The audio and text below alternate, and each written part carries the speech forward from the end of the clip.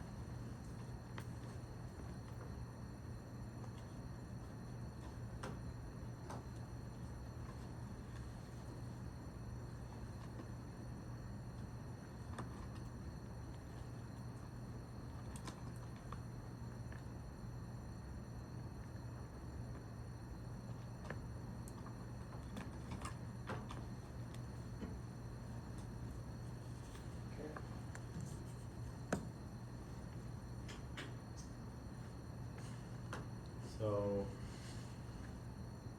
I'm just gonna wait for him, because he hasn't assured me he's on his way. We're both, well, maybe I'll do a little intro.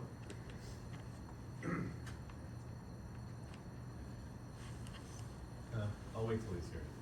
We work together, Akshay and I. And Akshay is also an alumnus of this program, so kind of a double connection there. And he's a managing director at my company. So when he gets here, I'll do a more formal introduction. So I'm just gonna run and get some water, and I'll be right back.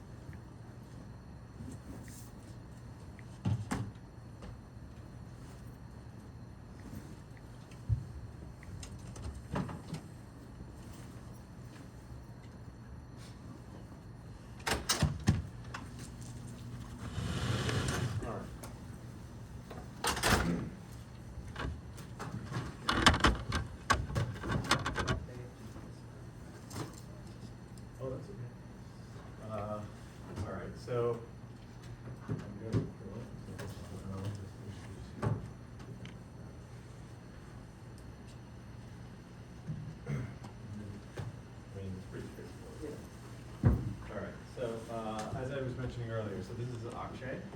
Very glad that he could join us. As I mentioned, he's a managing director at my company, Cole Bond Rating Agency. And how long have you been at Cole?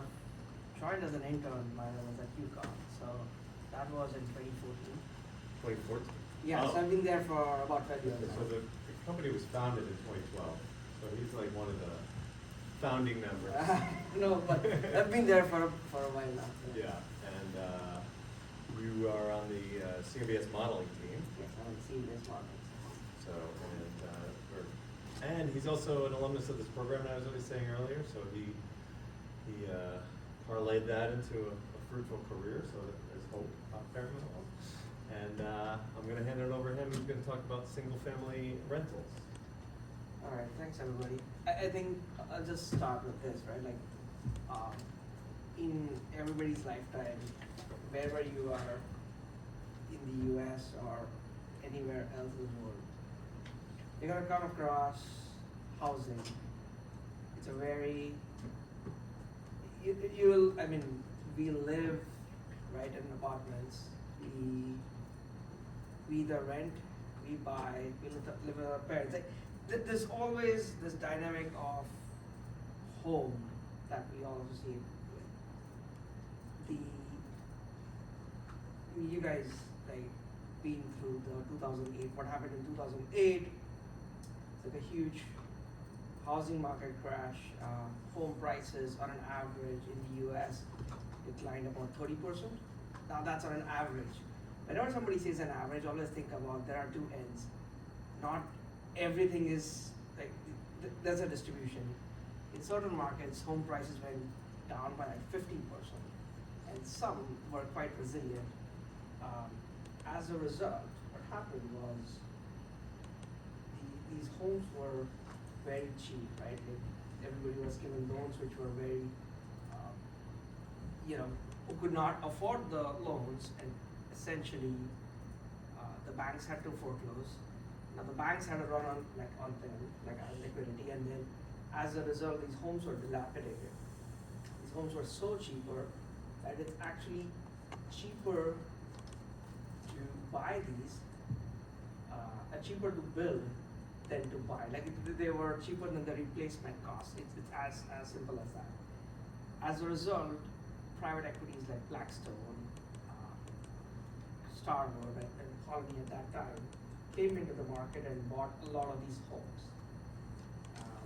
Come today, like, they own about 500 or 600,000 homes in the US. Now, and more recently, right, like, this is a very hot topic.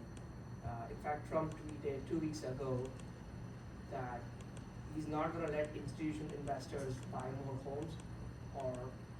So what I'm trying to say is, like, in your lifetime, in everybody's career, mortgage is a it's a market that you're gonna encounter. And at the end of this, I'm gonna give you a real problem, something that the government or the administration is trying to solve, the entire industry is trying to solve in different ways, right? There are various takes about it, but that's a problem that we'll try to come towards at the end, right? And that's essentially your assignment.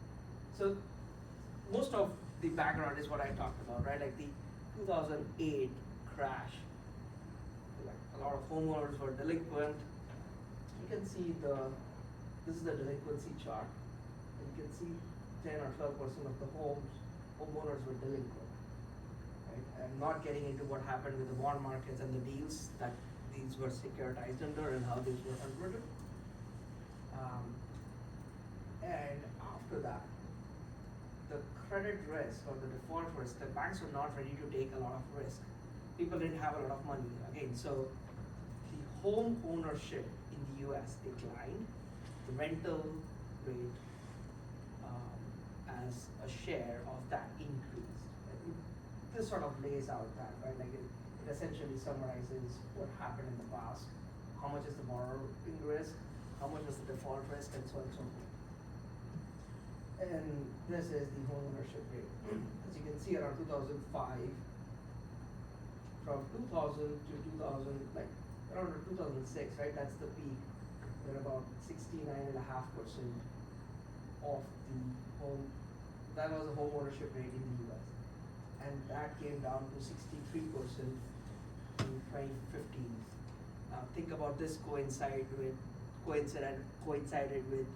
quantitative easing, people not being able to afford to buy homes, even the rates were almost were very low rates. And then post COVID, right, like you can see there was, not around COVID, right, the rates are again went down, home ownership rate increased, and then rates started to rise up, right? Like that sort of is the problem. This is very sensitive to interest rate. So whatever like the Fed does, in some sense, it impacts a lot of things, but one of it is this. The entire mortgage market is so sensitive to interest rate, it either sort of kills the market in various forms. It sort of really brings out who is doing well or who is doing not. If it was not for interest rate, right, how's your underlying property doing? What are the other characteristics? How are you managing that? So this is a big component, essentially talking about interest rate. Now, there are all these companies that I was talking about, right? Blackstone is the largest private equity in the world. This is a company that they started. It's called Invitation Homes. This is like a snapshot from their 10Q. And what they're saying is there are 132 million households in the US, of which, right, that's a rough, like, always just assume, right, in the long run, 2/3 is the long-term average of whatever is owned, and 3/4 is, 1/3 is sort of rental. And within that, right, rental market, there is about 1/3 which is single-family rentals. The 10+ units are multifamily. Apartment buildings that we see right in Stanford or across in New York City, most of those are rental. And it's an interesting fact, right? About 60% of those in the US are owned by institutions. So that's a very institutionalized product. Single family rental, on the other hand, there are certain markets like in Atlanta where 30% of the market, the homes in that market, rental homes, are owned by these private equities or like people who own these. But then there are markets where, like the Northeast market or around here, it's the cost of operating or managing a house and getting that yield is not enough, and as a result, they don't own that many homes. And which market you choose to be in is very important in how you operate, what are your costs, but also like legal considerations. There are some judicial states and non-judicial states, and how you can foreclose on your, like if a renter doesn't pay his rent, how easy is it for them to be able to, take hold of the property? And it's a very sensitive topic, but it's for a fact, right? People are lending money on it, and you need to be able to get through your collateral, right? This is all like, at the end of the day, you're lending money against your assets. And if you're not able to take control of your assets one way or the other, what is the risk that you're underwriting, right? So tie some of these things in your head, or things that I was talking about, right? Is the location, the costs, interest rate, how to manage an asset. Another thing I'll throw out, right? If you were managing a portfolio of 10,000 homes versus if you're managing like 10 assets, the scale, the sophistication, the technologies that you would have would be quite different. And the affordability aspect, I think just fast moving like to today, even if there are homes out there to buy, right? I mean, 3-4 years ago, there was like bidding war in the US for every home that was out there. Any home that you could see would get an offer, at least 10 to 15 offers, even before they hit the market. And those offers were sometimes like very desirable homes people would pay $150,000 to $200,000 over their asking price. So if somebody was listing your home for $600,000, they might end up getting $800,000. And a lot of times the good homes never hit the market. So that's a function of interest rate. right? Like the rates at that time were super low, like 30-year mortgage was sub 3%. And now, fast forward today, 7%. Now, in sensitivity, you might think, oh, it just doubled, right? But that just from 3 to 7 changes the entire dynamic. And the break-even point is not like 5 or 6, right? And that's the part to think about. And I was saying, right, like this is a thing that you always encounter, wherever you have to live, what's the cost of living? A big part of your expenses will be either mortgage payments or the rental payments you make. The place where like taxes, right? Like some states, like New Jersey has one of the highest taxes in the US. And that sort of speaks to if you were ever to buy a home in certain states, right? You might also want to consider the taxes, the insurance. States like Florida don't offer insurance, home insurance to many. If you are in a flood zone area and something is very tricky, right, you may not get insurance, which means if anything were to happen, you are on your own.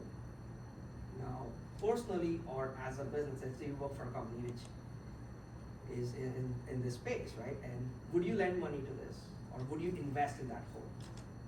Maybe, maybe not, right? Those are some of the things to think about. I bring these points out to sort of think about the risks, business risks, or factors to consider when you think about housing.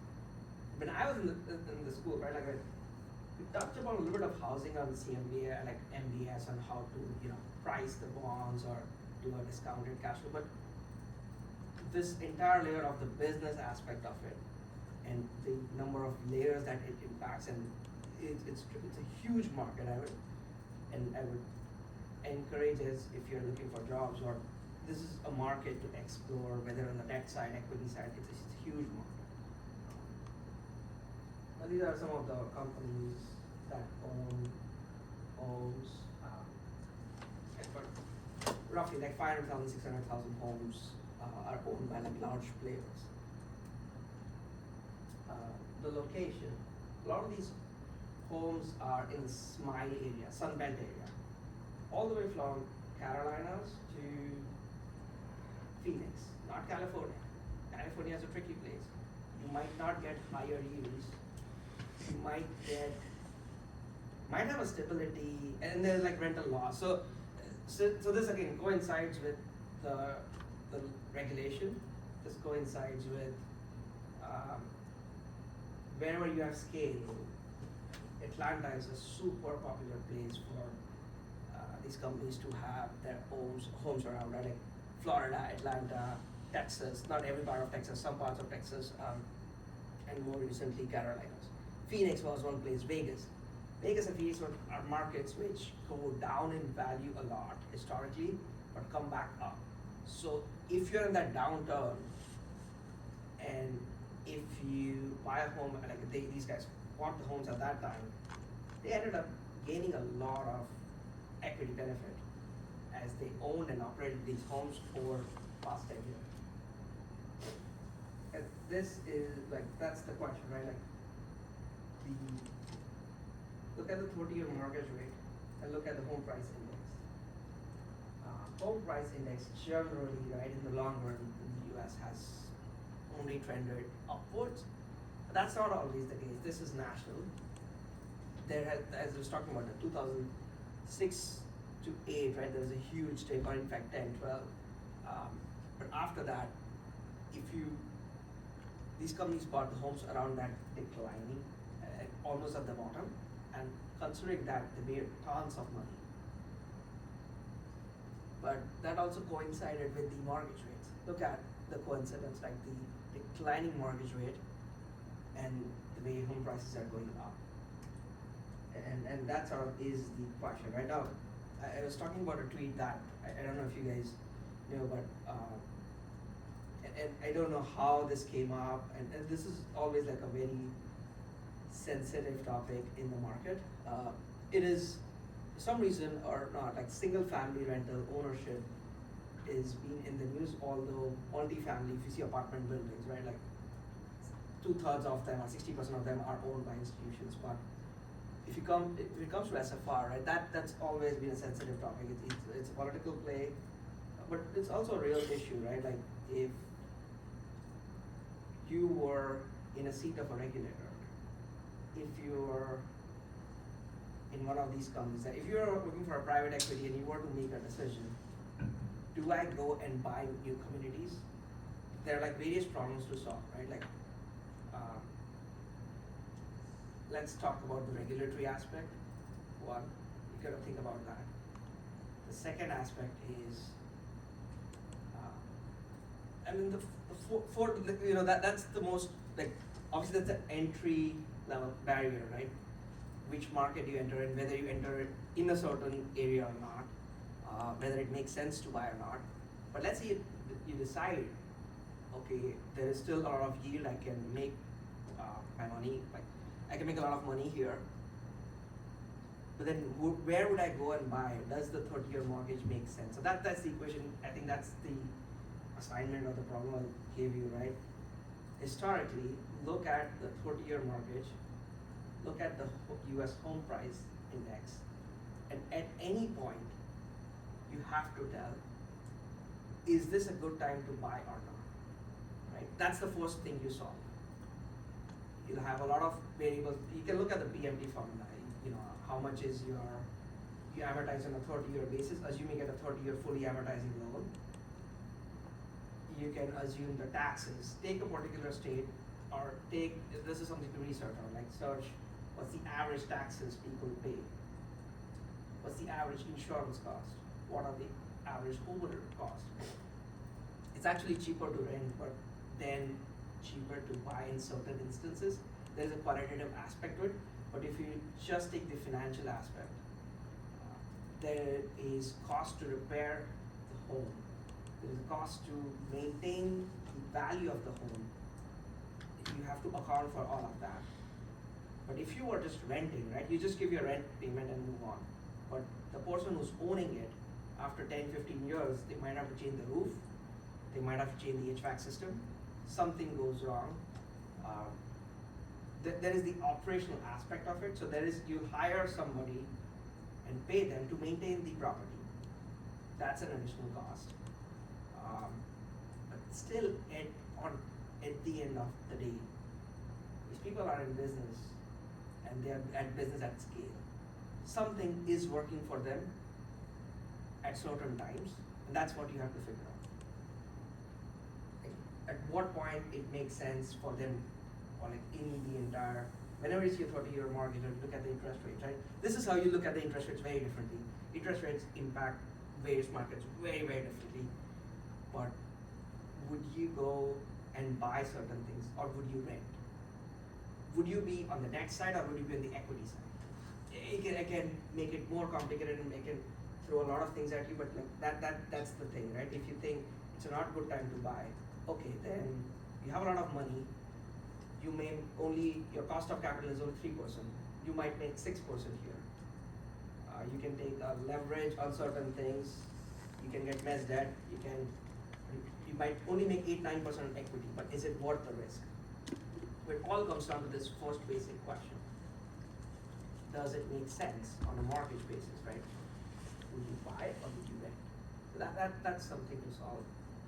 But I encourage you to research about this a bit more, because this will enable a lot of layers of thinking, practical aspects of, and whether it's not just for core SWOT, it's for, as I say, like housing is a subject that you will always encounter, and by doing this or not doing this, right, that always will help you. And honestly, it's like a huge industry aspect, and it's a cyclical market, but when it's in boom, it's a very, very good sector. That's sort of the high level. Okay. So as Akshay was mentioning, so there's an assignment that's tied to this. That's I'll be posting to Husky CT, and I'll send out a note to the class. And I mean, you could do the assignment in theory in Excel, but since we're trying to teach you all some new tools, and we've been really leaning into some of the interacting with data, working with data, like for you to try to use some of the tools we've been looking at in R. Or if you're more comfortable in Python and already know that stuff, then feel free to use Python, that's cool too. But the idea is, and the assignment, I'll post it, like I said, I have not yet posted it in Husky CT, that's on me. I'll do that either today or tomorrow. And you'll see it's kind of laid out in such a way that it does give you the sort of the framework for how to do this analysis.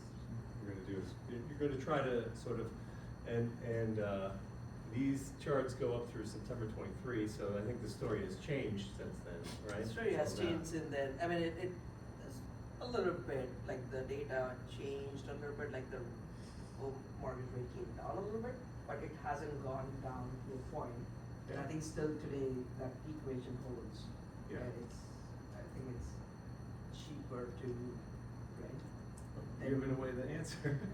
But I think that changed, it's at a point where it's not just at certain points, right? Maybe Yeah. across the spectrum, and it changes. Yeah, And yeah. It changes by the location, it changes by your costs going into Yeah. it. But at the basic of it, right, like, there will be a break-even point where it makes sense to buy or not to buy. And if you're ever planning to buy, that may be a good thing to look at. Yeah, Yeah. yeah. So I'll post that assignment in there, and then we'll give you the sources of the data, and you can download it. And like, you know, it'll kind of lay out some assumptions in there. And one thing that might be interesting is to sort of think about those assumptions that, you know, and you can play around with them to sort of get a sense of the sensitivity of Yeah. whether the assumption is like driving tremendously your conclusion from the analysis. But you'll see the assignment, and then if you have any questions, you can just email me, and if you need to talk, we can set up. So thank you, Akshay. Yeah, and if you have any questions, please let me know. Happy to answer now, later, stay in touch, reach out on LinkedIn. But yeah, I think it's not happening in the current market. Read Wall Street Journal, you might get a lot of things are being thrown out at different paces, but I think that's one source. This Wall is Street like, Journal, yeah. this is like a big deal from like the affordability. This is very big deal discussion. from a affordability standpoint. It's a little bit complicated in terms of its type. It comes from the top of the house, but it's also a little bit politically aimed. Yeah. But it is actually a problem. There is a problem of affordability. There is, at the same time, there is a problem of if you don't do this, how will you provide housing to people? Yeah, yeah. Alright, And that's one of the, I mean, I did see that announcement that the president made around forbidding institutional investors from buying single-family houses, and that would completely upend this whole. yes, that will completely change, create opportunities for smaller players. I think there's like, maybe some industry level calls going on right now but the Department of Treasury has been asked to define what large is. And from the initial things that we saw like few companies get carved out. Something net worth, or like the company AUM is 100 billion, and you cannot own more than 100 homes or more additional homes. There's some way or creativity or some negotiations around it. I don't know how this will play out, but it definitely impacts. At least what I do. Yeah. Yeah. Okay, any questions for Akshay before we move on? We're gonna get back into the mix as far as what we were talking about data analysis and R. But I think some of the tools we've been talking about will be helpful for this assignment as well. All right, thank you very much, Alright, Akshay. thank you.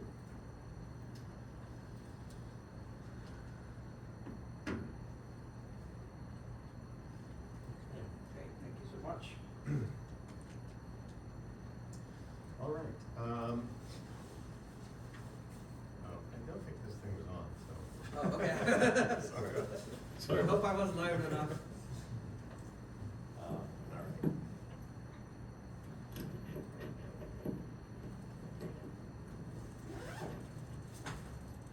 And I forgot not to record your session here. But I don't think that's a bad thing, because there may be some questions from our company about Yeah. you doing, Yeah. you having this recorded. So I'll make these slides that Akshay presented available on Husky CP, either tonight, later tonight or tomorrow. All right, so let me get the recording going here, and then we can continue.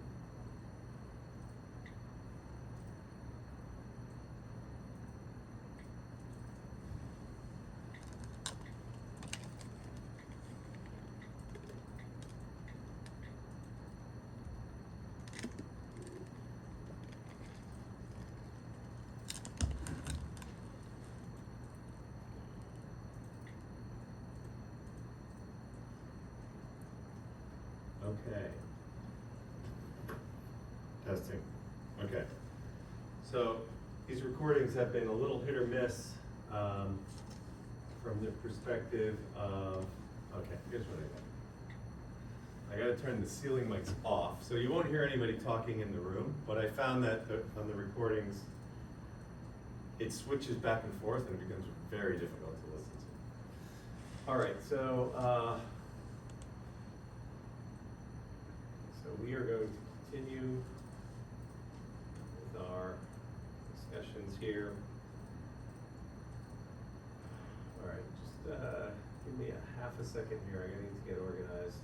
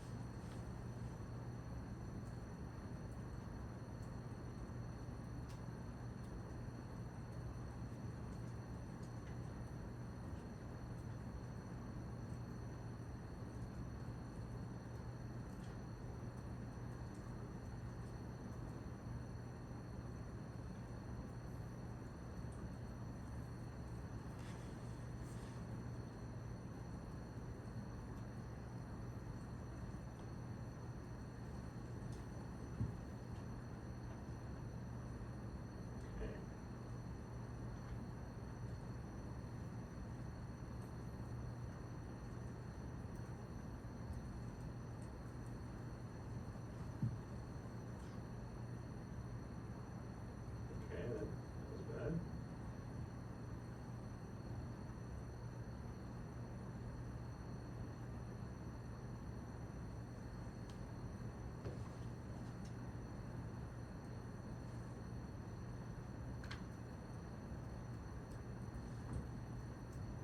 Okay, so we're going to continue with our discussion. So last week we talked a little bit about data visualization, and we also discussed tidying data, working with data, primarily from the perspective of some of those functions in dplyr, like mutate or operating on rows in data, operating on columns in data, updating values in the data, and then the fourth type was about changing the order of the data. But so tonight we're going to talk a little bit more in general about, well, now that we kind of have these tools, how do we start applying them to data, and what kind of things are we interested in doing? So this is a module called Exploratory Data Analysis, and we're talking about just familiarizing yourself with the data. And the idea is we're trying to drive insight into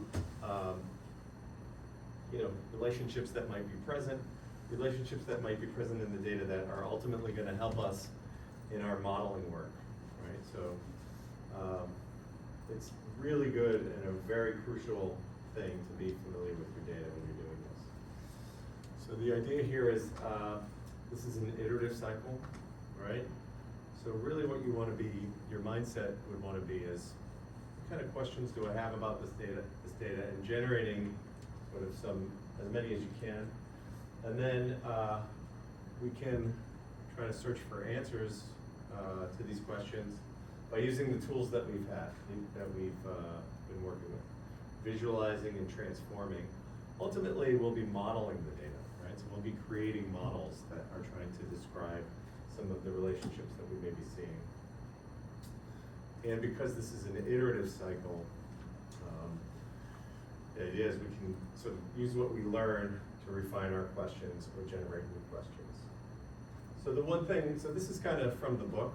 The one thing that I'll add here is that, like, in my line of work, lots of times, so this would be sort of a purely data-driven exercise, right? I'm gonna get data, I'm gonna try to see if I can do this. Sometimes this might be sort of construed as like a data mining exercise. I'm just gonna go out there and sort of learn what the data tells me. A huge component is just having sort of an understanding of the field. So like Akshay, who we were just talking with, it really is an expert in the field of both single-family rentals and securitization of asset-backed securities. And also he really knows a lot about commercial mortgage-backed securities. And actually I've had the pleasure of working with Akshay to develop a couple models. And the thing that is really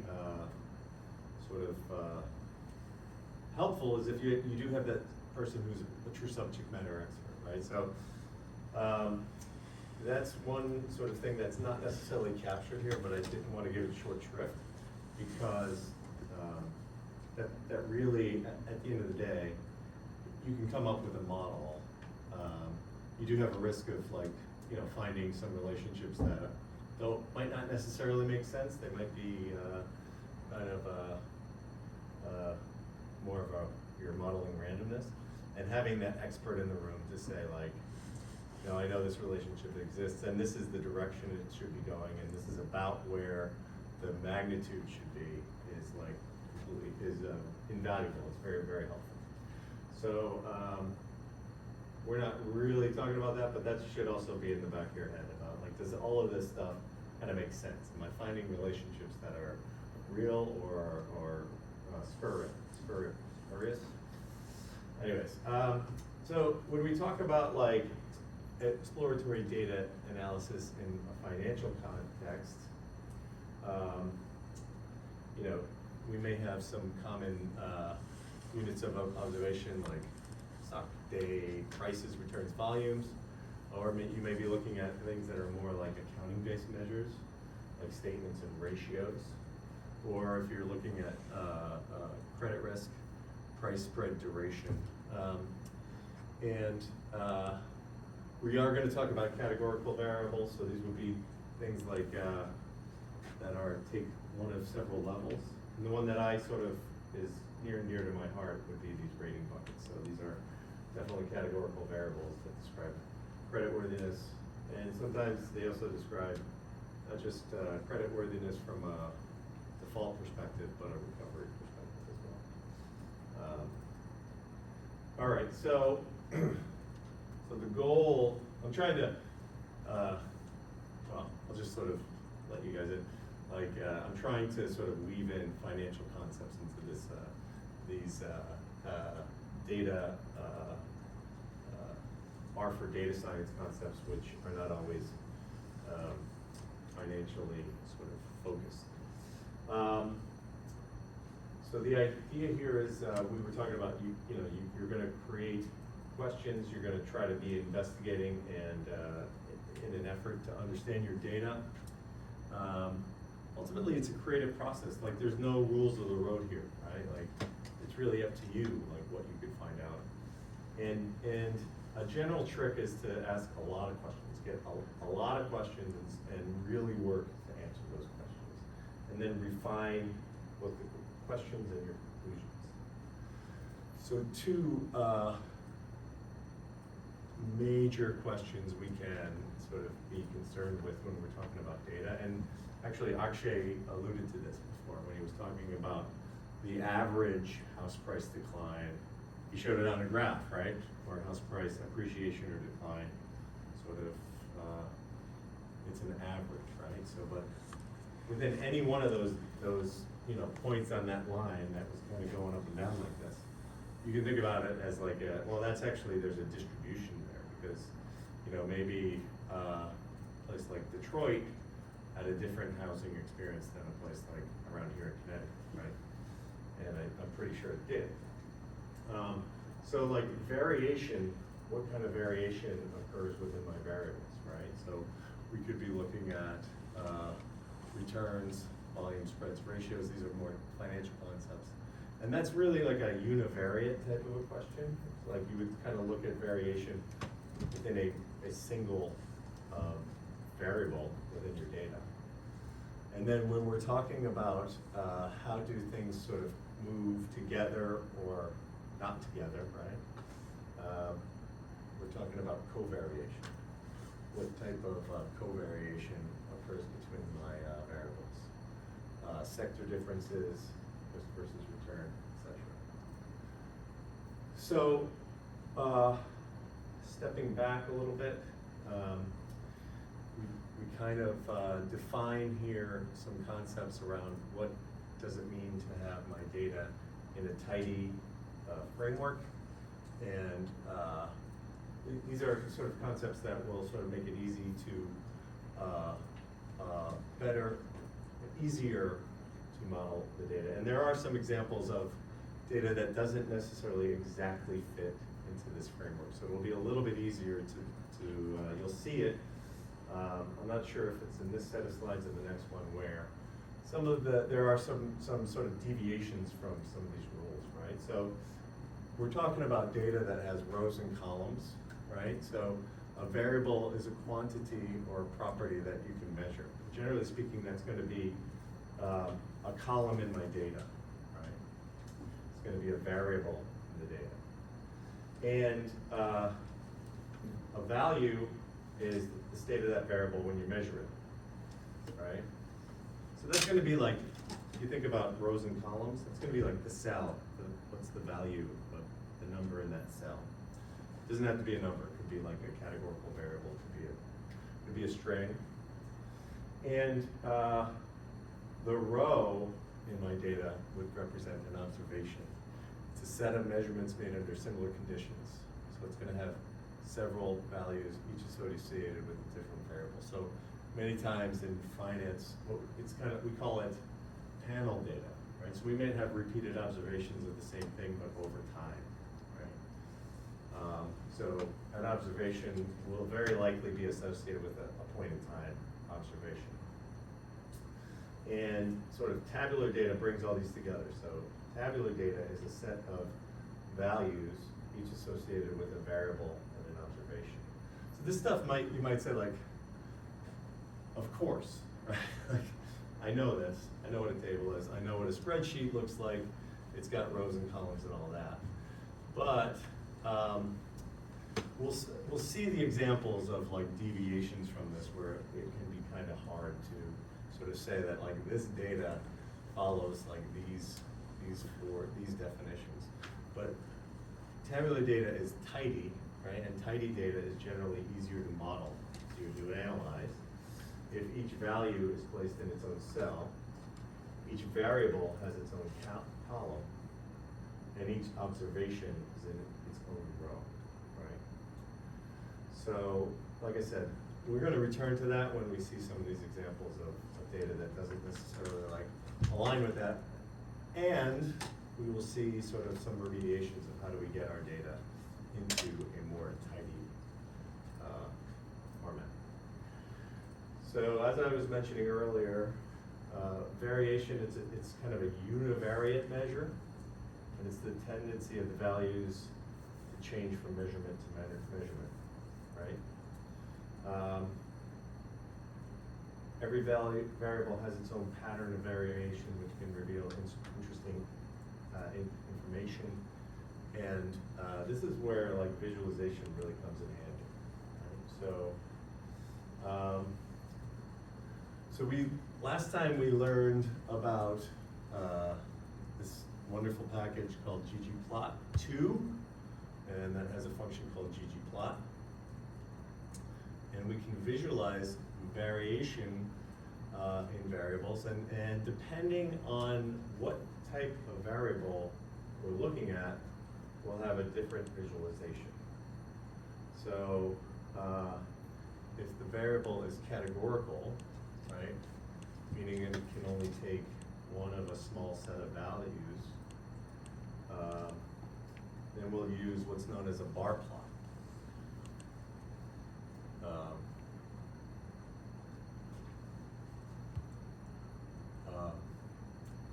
So the other point to note here is in R, the data type that stores categorical values is called a factor. So a factor means that it'll have well-defined values. So here, for example, we're looking at cut in this diamonds data set. And this can take one of only a handful of values: fair, good, very good, premium, ideal. And in this case, it does look as if these values are ordered in a particular way. So this might actually, there's a special kind of factor called an ordinal, which would mean that, like, you know, good is better than fair and very good is better than good. But sometimes it doesn't really have an order implied there. So like if we're talking about housing data, and we had state, right? State would be a factor variable.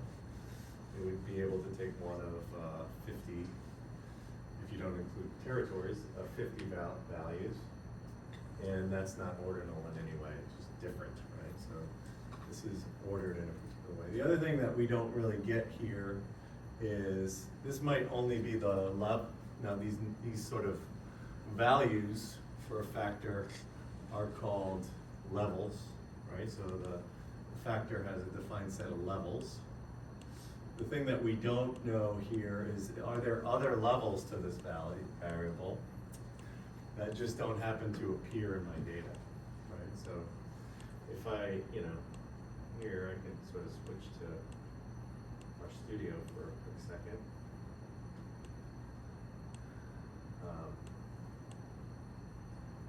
I could, here I could print the diamonds data frame to my console here. And you can see there's a lot of data in here. And actually, here, we can see here that cut, and that's what we're looking at, right, and that other thing. Cut, yep, is actually defined as an ordinal. So here this means like this does have a defined order. But if I wanted to see levels, it's a function I could use of diamonds. And if I want to access just a single column in there, I use this syntax. Data frame $cut. That'll give me the column of cut. Just pull that out of there. It actually becomes represented not as like a single column of a data frame. It gets represented as a vector of data, right? So this is something I can look at, and I can look at the levels there. And here I can confirm that there really are only 5 values that are valid within that data. So, but from looking at the chart, I can't really see that. So I just want to like quickly touch on the syntax here, just as a reminder of what we did last week. So remember that like if I wanted to do a plot on some data, I can call this ggplot function, and I could tell it that my data is diamonds, right? And then we use a plus operator to add layers to it. So that ggplot really doesn't build anything except like a blank canvas that I'm going to put stuff onto. And I use the plus operator here to add layers to that chart, that empty chart. And the layer I'm going to add is a bar, geom bar. And that's a good way to view the univariate variation in a categorical variable. And I'm going to tell it that I only need to tell it one variable, one aesthetic, the values on the x-axis, and I'm going to tell it that my aesthetic is x equals cut. And I don't have to tell it anything about the y-axis because the geom bar geom understands that I want to display the count of the number of observations I have in any one of these buckets. And that's the syntax going on up there. And also, just remember, if you want to use any of these packages that are contained in that tidyverse package, you have to type library tidyverse, and it'll load the package. So I also could, rather than, let's say I didn't want the visualization, let's say I wanted the numbers, I could calculate the counts by that variable. So actually I have two methods here. One is, there's a function called count within dplyr, and I could do it. I could say diamonds, and then I'm going to use that pipe operator. Remember that just takes that diamonds data frame and inserts it as the first parameter into this count function. And if I sort of go back here and I look at the question mark count, this is a dplyr function, and you can see that it has the first parameter x is my data, right? X is a data frame. So that count, call to that count function is going to insert, if I use that pipe, it's going to put diamonds, that data frame, as the first parameter there. And I'm telling it, I want to count the cut variable. And these two statements are sort of provided side by side because they're actually the same, right?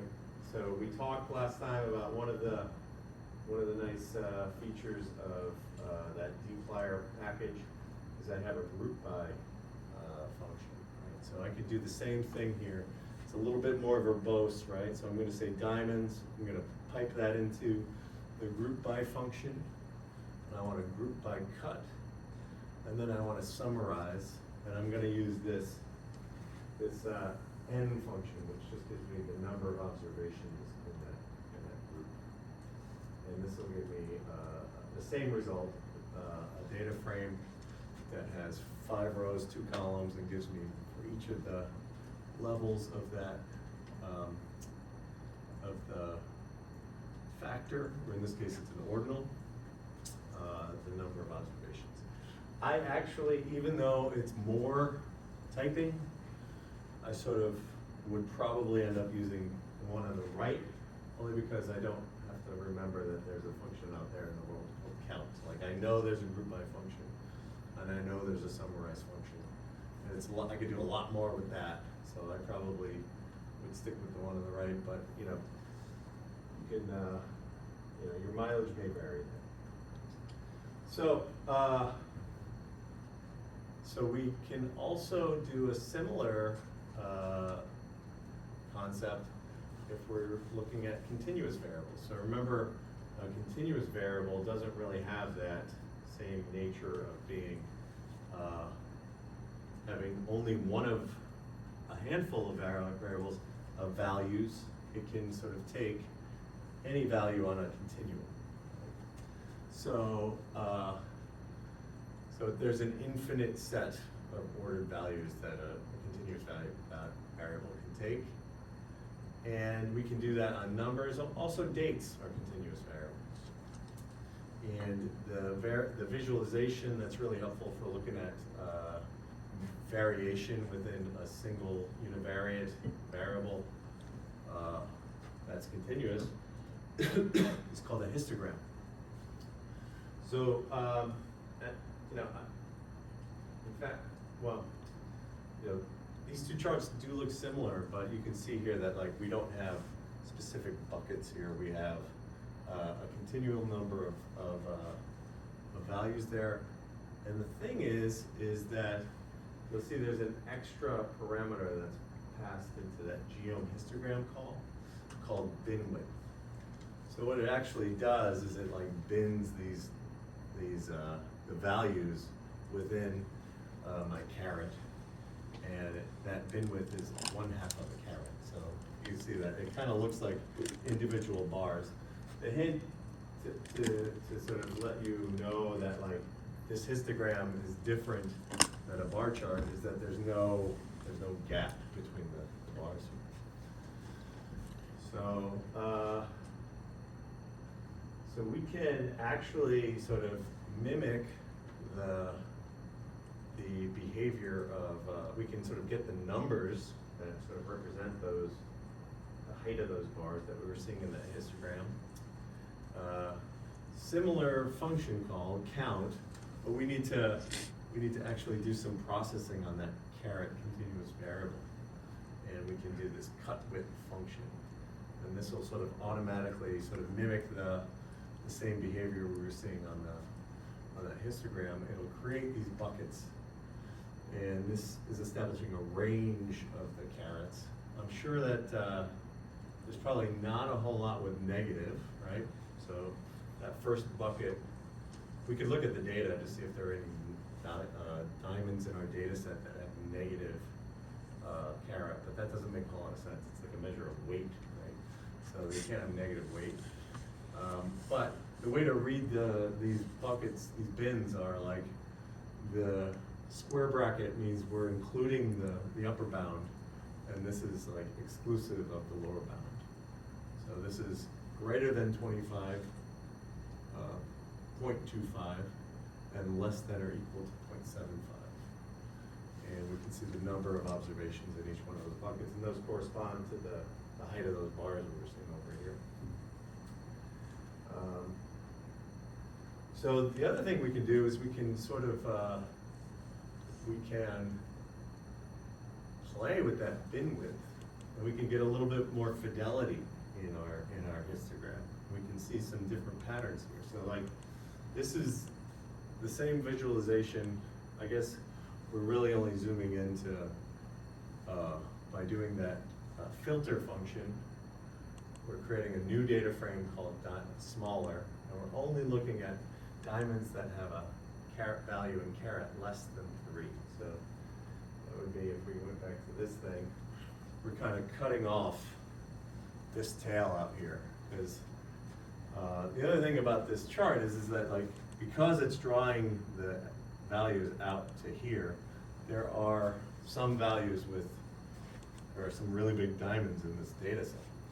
So we want to sort of focus on only where most of the observations lie. So we're going to just look at the diamonds with the caret value less than 3.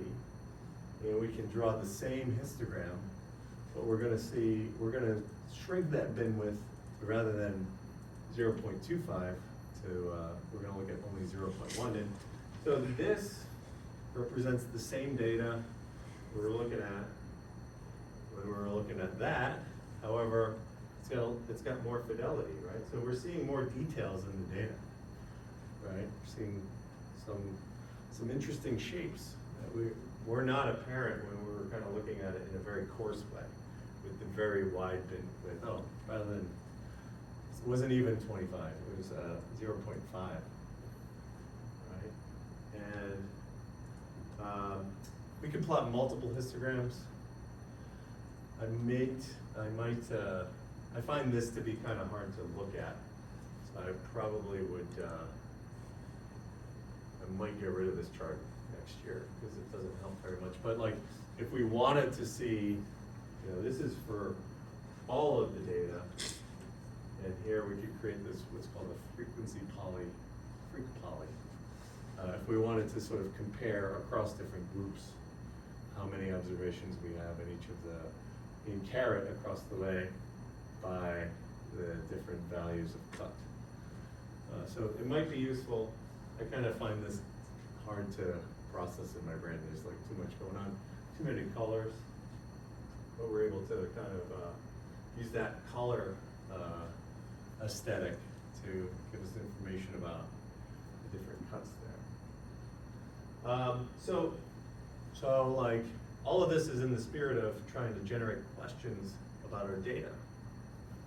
So like, now that we can visualize variation, what should we look for? What types of questions should we ask? Right, so what do you want to know? So one of the things that we might ask are, which values are the most common? And why would they be most common? Or which values are rare? Why would those be rare? And are there any patterns we can see in the data? So going back to that carrots data or the diamonds data, if we make that bin width really tiny, we can see some interesting patterns here, right? So, question would be like, why are there more diamonds at whole values of carat? So like we see many spikes here along the way. We see a big spike at 1, we see another spike at 1.5, we see another spike at 2, and why are there more diamonds at whole carats and common fractions of carats? And why are there more diamonds slightly to the right of each peak rather than slightly to the left? So, I mean, I don't know for sure why the answer to what the answer to these questions are, but I would imagine it has to do with like probably laws around. If you had a diamond that was 0.99 carats, you probably couldn't sell it as a 1 carat diamond. Probably a law about that. So they're going to try to hit this value of 1 as closely as they can, and they probably don't always hit the mark, so they come on a little bit higher. Right? But they want to sell you like a single, a half carat diamond or a 1 carat diamond, rather than a 0.95 carat diamond. It's easier for them to sell. Same deal with like 2. If you buy a big diamond, you can't sell a 1.99 carat diamond as a 2 carat. I'm sort of speculating there. I don't know the answer. But we can also do. We can also look at variation in some stock data. So like if we had pulled down daily returns on Apple and the S&P index, we can see some patterns here. So like here, we're sort of overlaying these two things on top of each other. These are histograms, right? Because we have a continuous spectrum of values we can have for daily returns. And we can see some patterns here. You can see the two that I see they both seem to be sort of centered probably just a little bit above 0. Maybe Apple has a slightly higher mean, I don't know, for sure. And then the other thing is I would say that Apple seems to have a bit of a wider variation. And we can probably speculate why that is.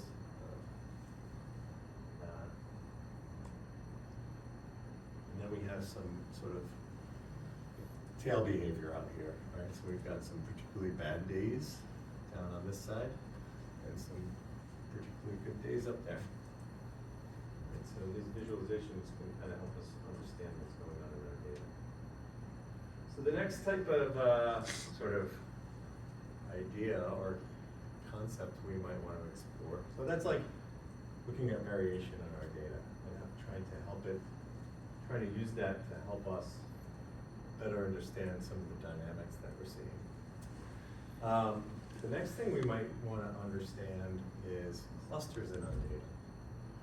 In fact, some of our modeling approaches that we might touch on are specifically about building clusters of data, explaining how which values in our data are sort of closer or farther apart from others, right? So we may sort of be talking about like the type of model that would be good for building clusters or better understanding clusters is called the k-nearest neighbors model. We could build a model to model clustering in our data. But we could use visualization to like sort of naturally look at our data and try to figure out if there are clusters of similar data values in our data that sort of describe different subgroups in our data.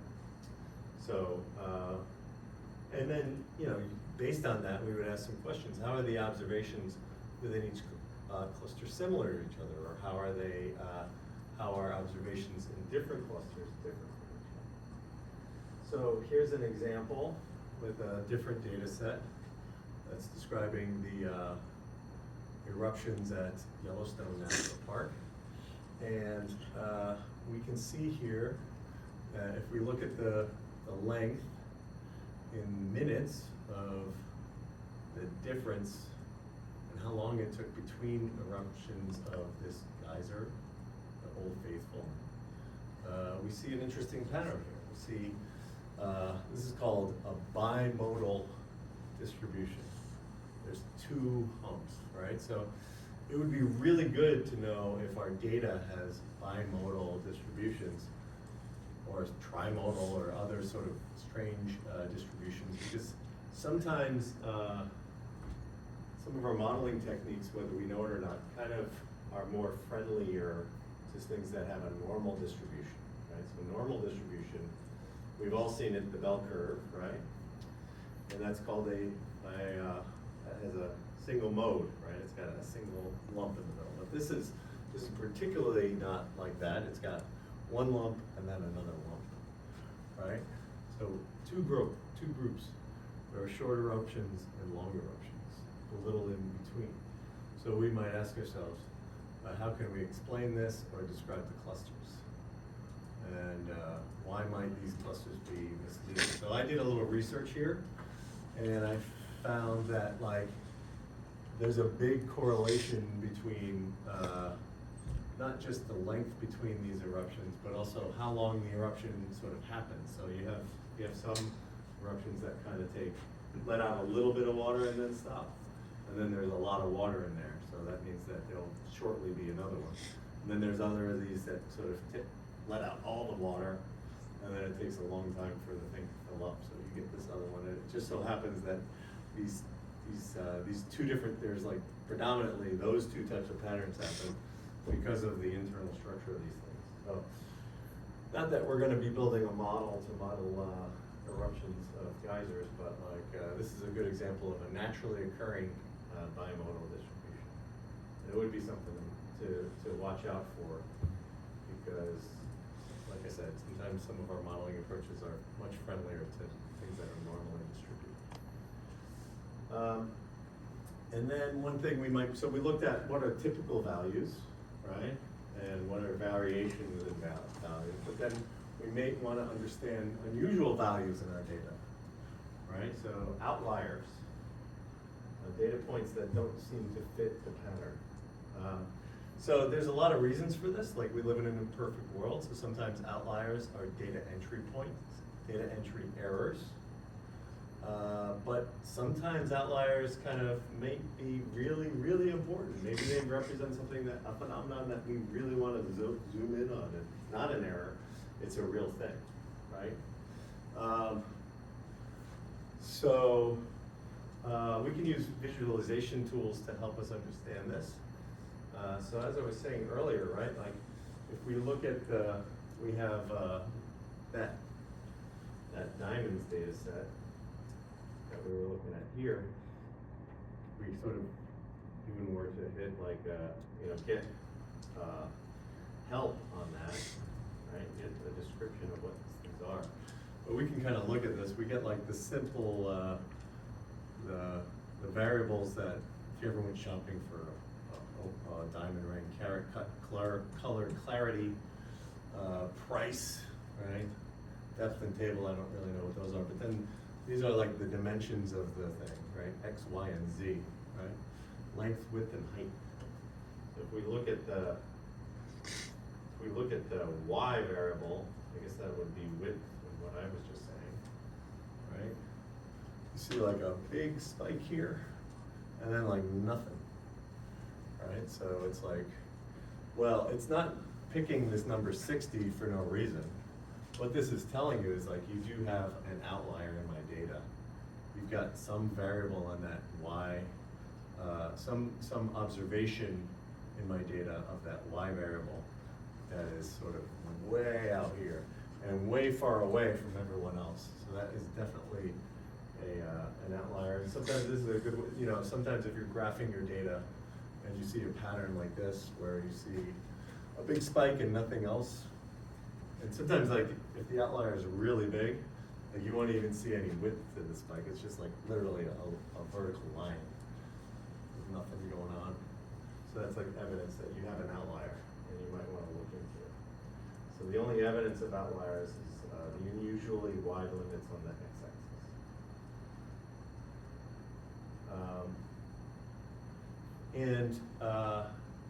We can sort of use, can do some digging into our data by using some of our dplyr tools, right? To look at what is going on with that y variable. So, going back, maybe we would pick, a value of 3 and 20 to say, like, just show me what's going on in values of y outside of that range, right? Outside of the range between 3 and 20. So we can create a new data frame, unusual, right? And we can use our pipes. We can start with the diamonds data frame. And we can use that filter function here. So we're saying we're going to filter, and you're only going to keep values of y less than 3. And then that horizontal bar there, just kind of over by, above your enter or return key on your computer, or the vertical bar, sorry about that. The vertical bar is an OR operator. So you're saying, like, show me values where y is less than 3 or y is greater than 20. And I just want to see the values price, x, y, and z. And then I want to arrange, I want to order my data by that y value. So here we can see we've got 9 variables in my data that have some kind of strange looking data, right? So, we know that this is not like a single point in space with no dimensions, right? So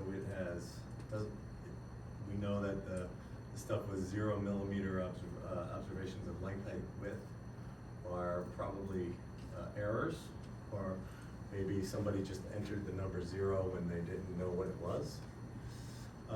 And then we might be suspect of some of these values of 31 and 58 millimeters. Those would be diamonds that are over an inch long. Those would be like in the museum or something. So that's probably, we might suspect that these are data errors, right? So, like, we probably would be well served to get rid of this data. But like I said, sometimes people sort of say, like, oh, if I see outliers, I'm just going to throw out those outliers, right, for modeling purposes. And it's not always the case. You want to be judicious about your decisions that you're making along the way. And also, like, if you're in a place like I'm at, where, regulators might come knocking and asking you what's going on, you would really want to document your decisions along the way. So you would sort of say, all right, we found all this strange data. We have reason to believe that these really don't make a whole lot of sense, and we're going to get rid of this data for our analysis. And that would be good, right? So, like, in a finance context, what do outliers mean? What is weird, right? So if you see extreme values in, like, returns or prices or volume, common explanations are that there was a corporate action, right? So if you're using unadjusted prices, splits and dividends could look like outliers potentially. There might just be bad data, right? So stale quotes or misprints can happen, right? So you would want to be able to identify those. Like, if it is truly bad data, you don't want to include it in there, because those could end up being highly influential points that would really drive sort of the rest of your analysis. Or, like, real events can drive some outlier behavior, earnings, guidance, sudden news. So these are definitely not errors. You don't want to throw those out. Okay. So those are sort of what we would call, like, univariate analysis. Those are, in all of these things we were looking at sort of a single variable in the data, right? Y cut. But we also might want to be considerate of variation that happens in our data that describes the relationship between variables, right? So variation describes the behavior within a variable, univariate, and covariation describes the behavior between variables. Covariation is the tendency for the values of two or more variables to vary together in a related way. So, you know, especially when we're modeling, right? If we're doing what's, you know, we might have talked about it, but the term is supervised learning, where we know what we're trying to predict. We may be trying to predict default, or we may be trying to predict a price of something.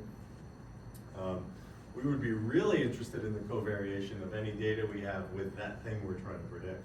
But we're also, in a modeling context, we're also worried about covariation between the other variables in our data. So covariation ends up becoming quite important. And the best way to spot covariation is, once again, to visualize the relationship. So the different visualizations of covariation that we can look for at. So the first one we're going to look at are box plots. So anybody ever heard of box and whisker plot? If it's okay, statistics course, you might have heard about this. So this is how we can create these box and whisker plots in R using ggplot2. So a box plot is a visual shorthand of a distribution of values that's popular amongst statisticians. So when we see the box plot, we see a box that stretches between the 25th percentile and the 75th percentile of the distribution. And that's known as the interquartile range. The median of the box is a line that's, the middle of the box displays the median. That's the 50th percentile. So that means, the median means that half of the values are above that value and half the values are below that. And this gives you a sort of a sense of the spread of the distribution and whether there's any sort of skew, right? We'll get an understanding about whether, you know, most of the distribution is towards one side or the other. And then we see these things are called whiskers, right? So visual points that display observations that fall more than 1.5 times the interquartile range from either edge of the box. And then we see, so we see points that are like these observations that are kind of far away from the edges of the box. So those could be construed as outliers. And then we see a line or a whisker that extends from each of the box and goes to the farthest non-outlier point in the distribution. So here's a visualization of a box plot of that diamond table, right? So we're seeing the distribution of price, and once again we're looking at this ordinal variable, this ordered factor called cut, and that's the code that to see that. You can see here that we, rather than putting this mapping parameter, this aesthetic with x equals cut, y equals price, rather than putting it in the genome, we sort of made it the global mapping, but that's okay. We learned that that's fine last time, and we add a layer to this graph, and we tell it we want to do a box plot. Anybody have any thoughts about this box plot? Like, what does this kind of tell you, and does it tell you anything that like might be surprising to you? Well distributed to the high end of the spectrum. Yeah, well, you know, we might expect to see a relationship between price and this cut variable, right? Like, we might not expect for the median ideal diamond to have a lower value than the median value of the fair diamond, right? That seems... It means they're not pressing it by the cut. Well, there may be confounding a thing. Well, we'll find out. There may be things confounding this analysis. But like, if you were to say here, you might conclude, like, if I were looking at this, just given this information, I would say there's no real strong relationship between cut and price, because, you know, I don't really see any differentiation here or a pattern that seems to be jumping out at me in those two things, in price and cut, which may be surprising, because I bet you I'd rather have an ideal one than a fair one. Right? supposed to be an ordinal, right? And then if we wanted to, we could do some tricky things. So like maybe we want to sort of visualize this thing, switch the axes, right? So one of the functions we have in ggplot is this coordinate flip. So, maybe it's helpful to kind of look at this thing from left to right rather than top to bottom. So you do have a lot of flexibility. And remember, we looked at the cheat sheet, right? So the cheat sheet kind of lays all this stuff out. You can do interesting stuff with like your axes, your legends, whatever you want to do. But lots of times with these box plots, especially if there's like a lot of them, people like to kind of flip them like that. There were actually a lot of cheat sheets. There's like What's that? there's like 10 different cheat sheets on that POSIT website. Oh, yeah. So each package kind of has its own cheat sheet. So I would say I lean mostly into the ggplot cheat sheet and the dplyr cheat sheet. But like, if you start, there's one about strings, which has, it's actually a nice, if you start working with strings, the thing that becomes really a pain, unless you really know this stuff, it is called regular expressions. And there's a nice, like, succinct little summary of how those work. Nowadays with like ChatGPT and Copilot, I just have the AI write my regular expressions, but it used to be like a real hassle to sort of know that stuff. But yeah, they got a cheat sheet for everything out there. And then if we wanted to visualize the covariation between two things that were categorical, actually there's not a whole lot in the way of visualizations, but we have this geom count. I don't find this particularly like super useful, because like visually, I mean, I get like this is bigger than this, but kind of have to scratch my head to understand like, well, how much bigger is it? I might just prefer like a crosstab that has the numbers in there. That might be more useful, but there is a visualization for looking at covariation between two categorical variables. And then for continuous variables, we have the geom point. We sort of dug into this a little bit. The other night we were looking at geom point. We can see covariation as a pattern in the points here, right? So, price and caret, we definitely see a big relation right here, right? So generally speaking, the higher the caret, the more expensive the diamond is, right? And it's probably nonlinear. It's probably exponential here. So one thing to sort of, and we touched on this last time, one thing to think about when you're doing this kind of visualization is the fact that like we're putting 50,000 points onto this chart. That's how many observations are in that data. So, and each dot is, takes up quite a bit of space. So this is a problem that happens sometimes called overplotting. You kind of have this just big dark sort of blob here, and it's kind of hard to see what's really going on in there.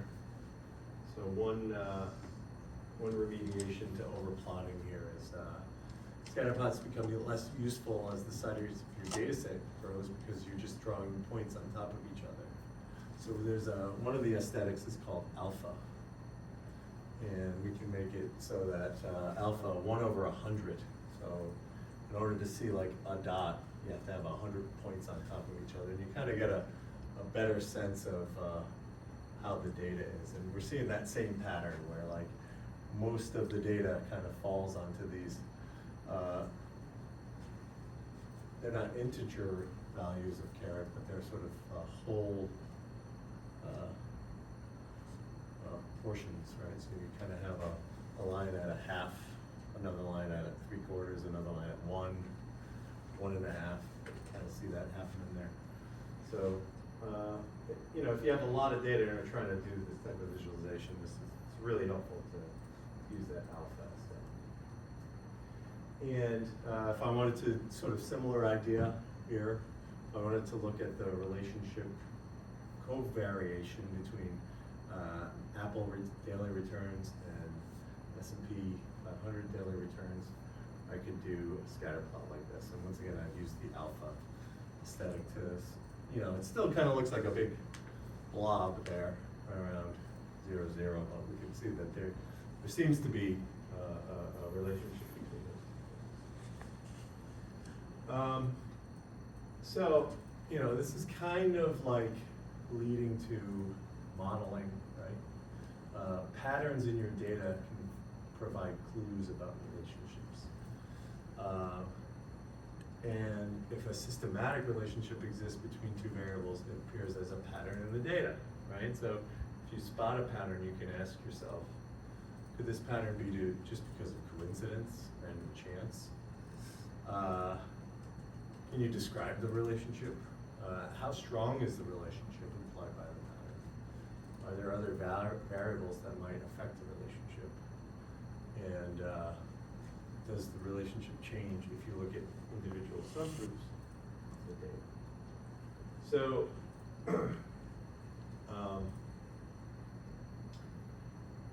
if two variables covary, you can use the values of one variable to make better predictions about the values of the second, right?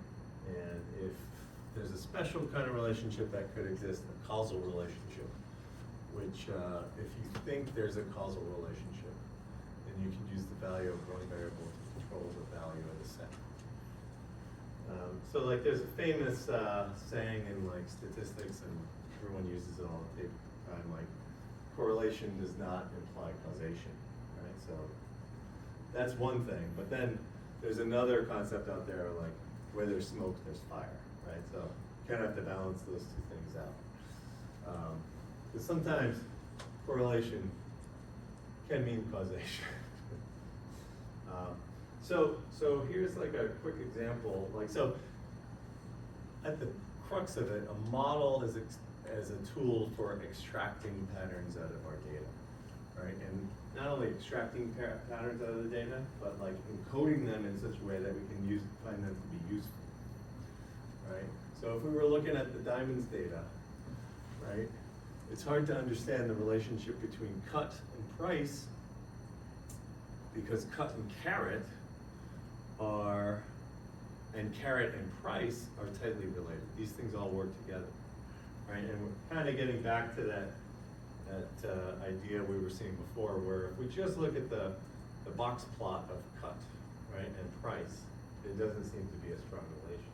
So we can use a model to remove that strong relationship between price and carat, so we can understand the subtleties that remain.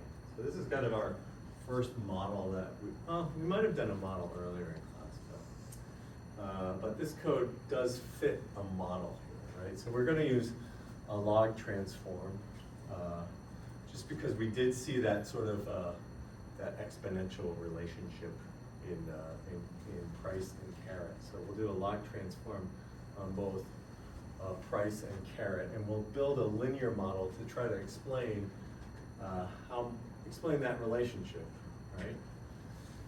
Once we explain that relationship, there's going to be a bunch of leftover stuff that's unexplained. We'll talk about explained variation and unexplained variation when we really dig into the linear models, but the idea is like, once we've explained the relationship between carat and price, there's going to be a portion that's unexplained, and we can sort of like use that unexplained portion, which is called a residual, to understand what's left over, right?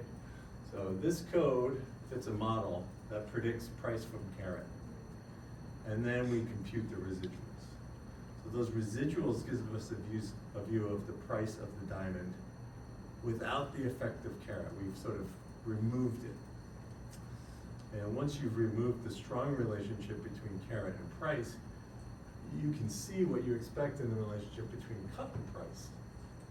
Relative to their size, better quality diamonds are more expensive. So here, once we look at a box plot, we're not looking at the value of, we're not looking at the relationship here between cut and price. We're looking at this residual, which represents the price of the diamond sort of once we pulled out the effect of carrot. And it's not like totally jumping off the page, but at the very least, we are seeing sort of a, in the median at least, an increasing behavior there. So there was a confounding variable here that was not allowing us to, in that earlier chart when we were just doing straight cut to price, there were confounding variables and there was covariation happening in our data, not just in price, but in between cut and carrot, that was not allowing this pattern to sort of emerge. So, so if you want to control for one variable in your data, that's how you do it. You build a model and you look at the residuals. We'll talk a lot more about that when we kind of start looking more at some of the simpler models, linear models, when we're doing more complex. All right, so we are going to take a 10-minute break and then we'll come back. Okay.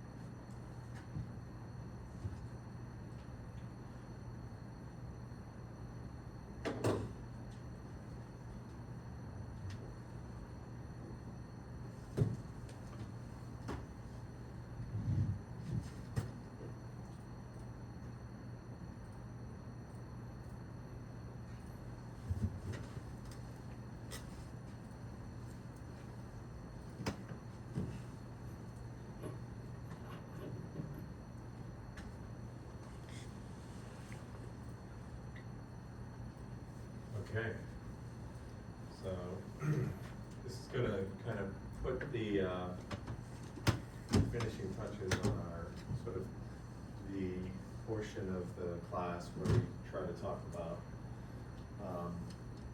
how do we interact with our data once we have it in our programming language. And as I said, you know, the syntax and some of the packages are different, but the concepts are similar regardless of whether you're doing this type of analysis in R or Python. So this is kind of like some, a few useful other packages you might want to sort of be aware of and know how to use outside of the ones we've been looking at, which are primarily, so we looked at ggplot for plotting, we looked at dplyr for kind of operating on our data, the rows, the columns, the values in there. And these are some other very useful packages that are also included in that tidyverse framework. So, I mean, maybe this is like, maybe we should lead with this, but how do you even get your data into your session to work with it? So, the package there would be called Readar, right? So there's a lot of different formats that we might have to interact with. And Readar actually has a lot of really good functions that sort of are specifically tuned for different types of file formats. So a super common file format that you'll see is called a CSV. It stands for comma separated values. And if you're in Excel, right, if I have my Excel spreadsheet open, I can do file save as CSV, and it'll save my data out.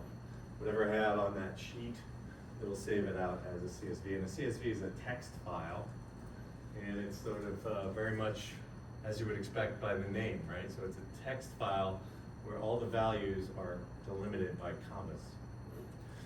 And then one line will happen, then the next line will have comma separated values, and each value kind of does correspond to a column in my data, right? So if I have a CSV file and I want to get it into my session as a data frame that I can do all this stuff with, read_CSV is the one to use. And then there's a couple of different flavors here. So read CSV2 is a semicolon separated values. So like in like Europe, they use a comma sometimes as the decimal place. You might have a tab delimited file, or any sort of delimited file you could use. So the functions are read CSV is for comma separated, CSV2 is for semicolon separated, TSV is for tab delimited, and then if you have a file that has any other someone decided to use a different delimiter, you have read delim, which is a little more flexible. And then the other, this is a much more sort of a legacy thing. This is like for old-timey type stuff. And like back when I started working, we were doing a lot of stuff with fixed width files. It's much less popular nowadays, but like, especially way back in the day when like people were using mainframes and that type of stuff, fixed width files were really very popular. So if you do encounter a fixed width file, there's a function for that, read FWF. It's a bit cumbersome because you kind of have to explicitly specify like where in the you would say like columns 1 through 10 are whatever, name, columns 11 through 20 or something else, right? So it's kind of cumbersome. It's not a lot of fun. If you had a fixed width file that had where columns were separated by white space, maybe your life would be easier because you don't have to specify the positions, the fixed width file positions. Hopefully you don't really have to deal a lot with that. That's total pain. And then there's if you happen to have an Apache style log file, hopefully you're never in a position where you need to process log files. It's the least fun thing in the world. But if you did, then there are functions for that. So that's like, how do you deal with text files, right? But you may encounter other types of data. So in the tidyverse, read Excel is a really handy one, right? So if you have someone send you an Excel file, you don't want to like export it as a CSV. You want to interact with it directly. You can use this package, read Excel, and it does both XLS, which is older Excel files, and then XLSX, which is kind of newer Excel files. But you can read that. If you wanted to read data from a Google Sheet, there's a package for that. So you can I'm sure you would have to provide it with like a username and a password, possibly, and a URL, but you could get your data out of the Google Sheet.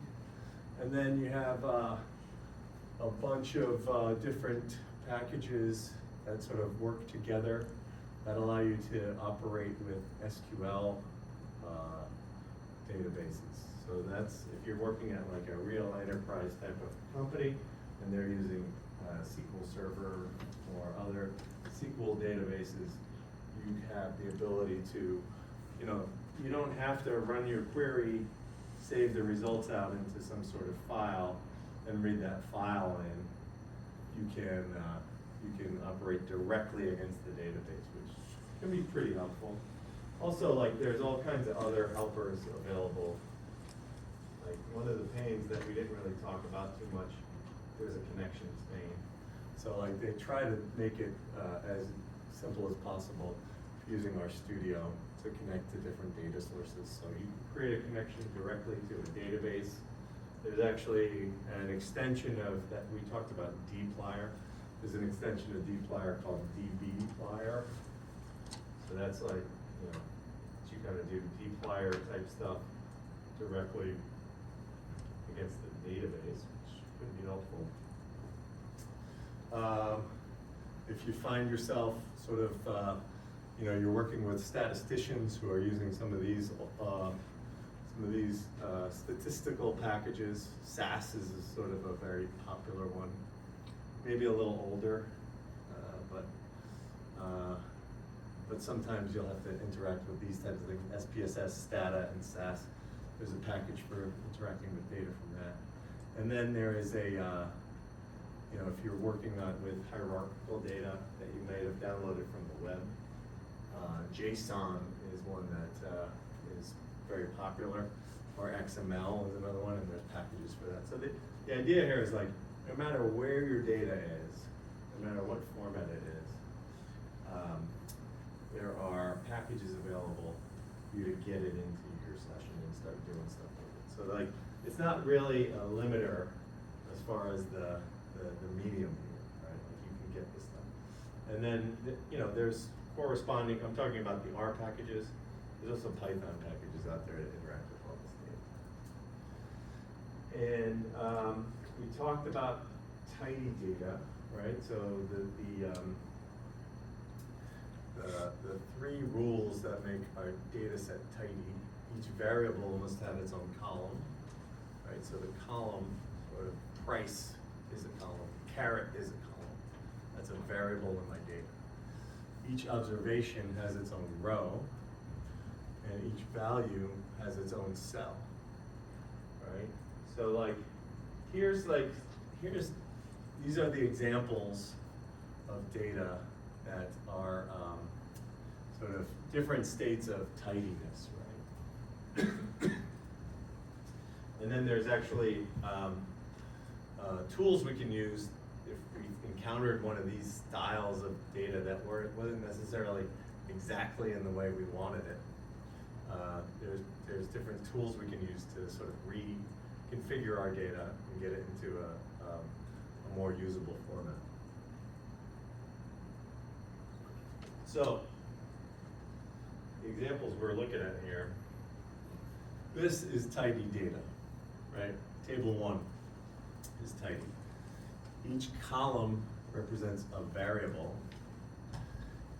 Each row represents an observation, and each value is contained within a cell.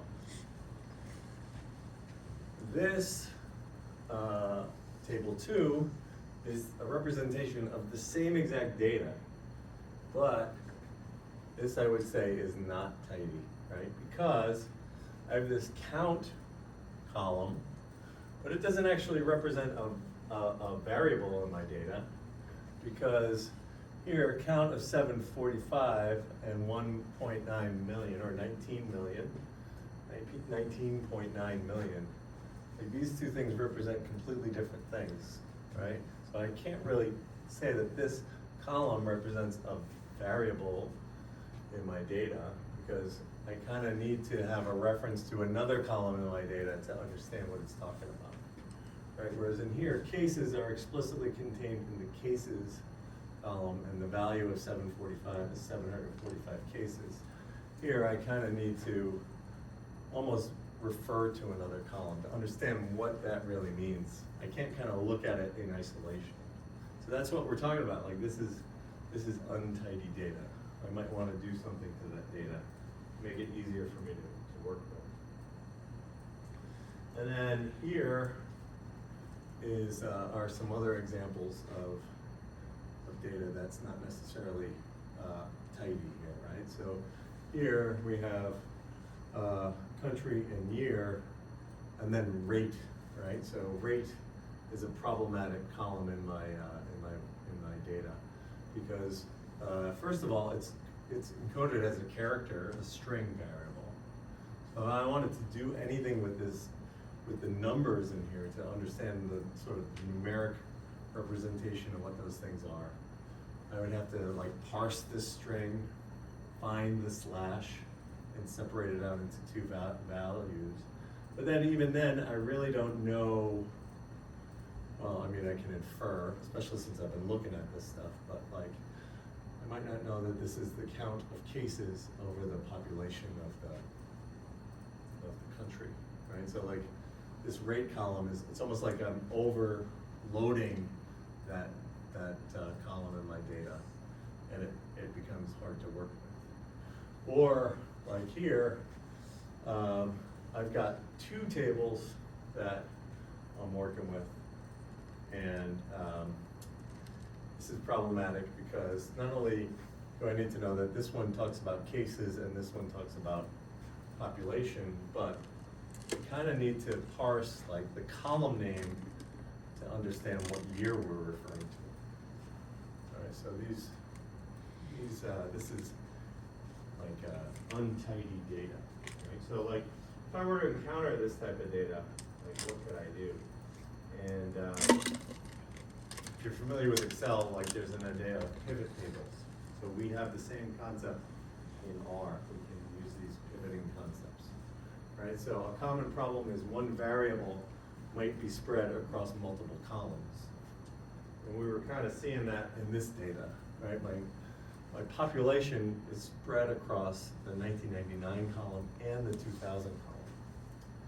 And then one observation might be scattered across multiple rows, right? So these two things are like antithetical to what we were talking about with that tiny data. So the example there is, here, one observation is kind of spread across multiple rows, right? You need to look up that type to understand what's going on in that observation. So the remediation here is we can do some pivoting here, right? So as I said, that one table 4A, the column's names 1999 and 2000 represent values of the year variable. Column name represents the value of the year variable. And the values in 1999 and 2000 represent values of the cases variable. And each row actually represents two observations, not one. So we can pivot that offending column into a new pair of variables. So to describe the operation, we need three parameters. The set of columns whose names are values, right? So 1999 and 2000 are values, not variables. Those columns are 1999 and 2000. The name of the variable to move those column names to, we're going to call that year. And the name of the variable to move the column values to, that's cases, right? So together those parameters generate a call to pivot longer. So like, this is an operation in Excel, if you're familiar with pivot tables, that you actually, I don't think you really have this ability. This is like an unpivot, right? We're trying to take these two columns and take the column name and make it into a new variable. This would typically be like the output of a pivot table, right? So we don't have that inverse operation to unpivot, but in R we do have that, it's called pivot longer, right? So we could say table 4A pivot longer, right? So we're going to pipe that into this function. Excuse me. And we are going to take the columns 1999 and 2000. We're going to create a new variable called year, and those column names are going to be assigned to that variable. And then the values that were formerly contained in 1999 and 2000, we're going to call it the values are gonna be contained in a new variable called cases. So this is like an unpivot. So we were able to kind of like take that, that table that was problematic and sort of do some wrangling on it to make it into a usable table for our analysis. It looks a lot like that table 1 from the earlier example, except we don't have that population column. That population column kind of lives in that table 4B. Right? But there's some stuff we can do there, and we could use that to like do a plot on it, right? So we could sort of show the number of cases by country. Yeah. It's good to know. And then table 2 here was sort of the other way from that problem, right? Where we had a single observation that was kind of spread out across multiple rows. That's like, nope, that's not what we want. We want to have one observation in the row. So we want to have this column, we want there to be a cases column, variable column in our data, and a population variable column in our data. So how can we sort of get this table to look like we want it to? We sort of use the inverse of the pivot longer function, and we could use pivot wider, right? So we need a data frame with cases and population as separate columns. And in those columns, each cell will hold the values of the relevant counts. We only need 2 parameters, the column to take the variable from, which is type, and the column to take the variables from, which is count. So this is the more typical pivot table in Excel, right? We're taking this column thing and making it into columns. This is like this is a character, but it really is a categorical factor type variable. We're going to take whatever we see in here, create a column out of it. We're going to take the value in that count column and put it as the values for each of those new columns. So that's one takeaway, is that like if you're familiar with pivot tables in Excel,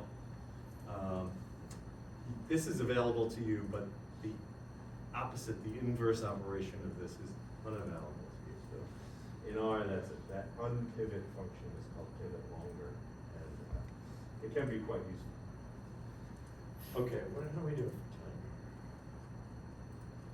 time? Okay, I'm going to go kind of quickly through this relational data piece. I included this as a little module because I thought it was quite helpful. But, well, we've got time. So, I think it's useful, like if you really are going to be working in like a company and have access to, like, be working with data. Typically that data is going to be stored in like a database, and some of these concepts are quite useful. So, and the thing is like, not only in the database, if you were writing SQL, you sort of need to have these ideas sort of aware in your head. But you have like the ability within the R programming language, or if you're using pandas in Python, to have access to some of these concepts. So they can be helpful if you're working with data. So the idea is like, it's rare if you're doing data analysis that you're only going to be looking at a single data frame. Like typically you have like many data frames, and you kind of have to like combine them in different ways to sort of answer the questions you want to know about. So multiple data frames are called relational data because it's not just the individual data sets, but it's the relations between those data sets that are important.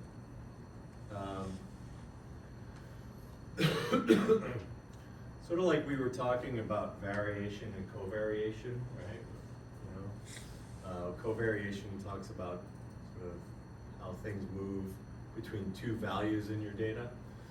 Similar idea, like in relational data, relations are always defined between pairs of data frames. And all other relations are built up from this idea. So if you want to understand the relations of 3 or more data frames, it's a properties, the relationships kind of exist between each pair, right? So if you have 3 data frames, you actually have 3 pairs of data frames as well. And sometimes both elements of a pair can be the same data frame. So like this is needed, for example, if you have a data frame of people and each person has a reference to their parents. So you can have sort of self-referential relationships defined in your database. In our example, I don't think we necessarily have that. Remember when we were talking about dplyr, we talked about verbs, right? We talked about filter, we talked about select, we talked about mutate. These are like action words that we use to sort of talk about what we want to do.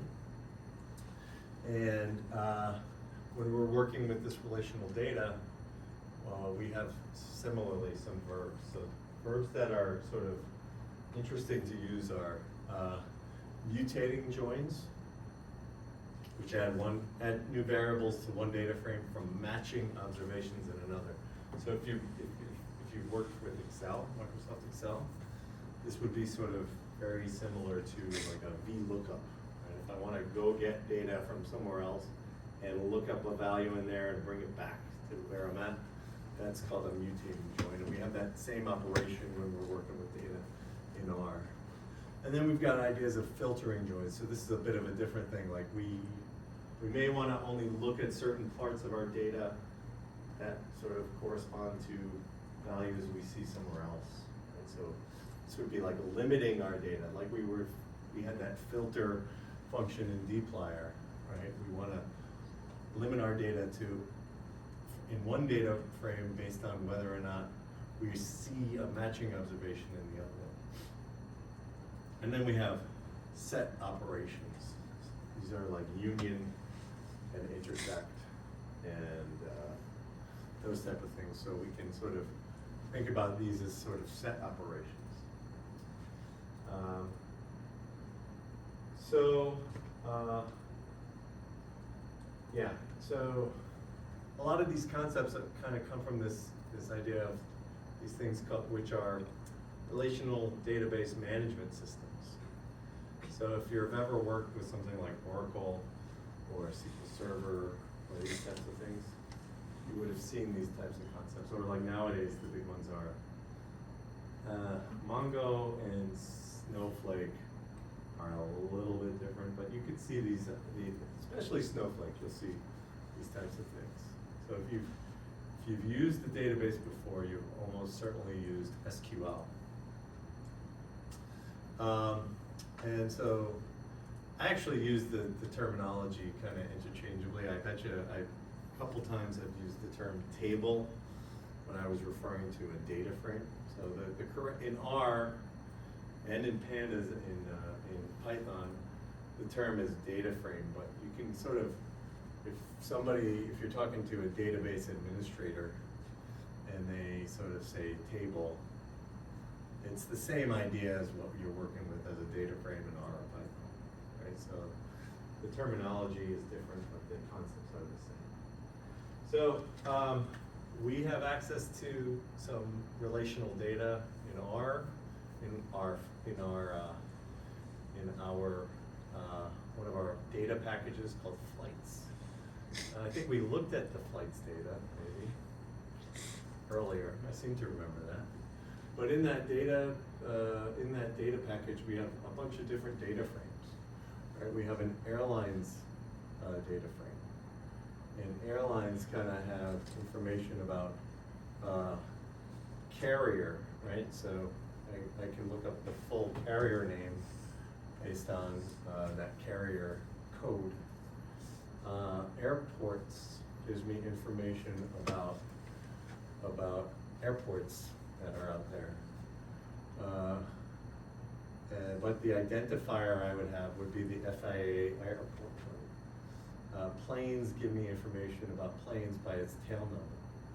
Right, so this ... is like there's a bunch of extra fields in there, but I can look up that information based on the tail number. And there's even a weather data frame, so given year, month, day, hour, and origin, like the city,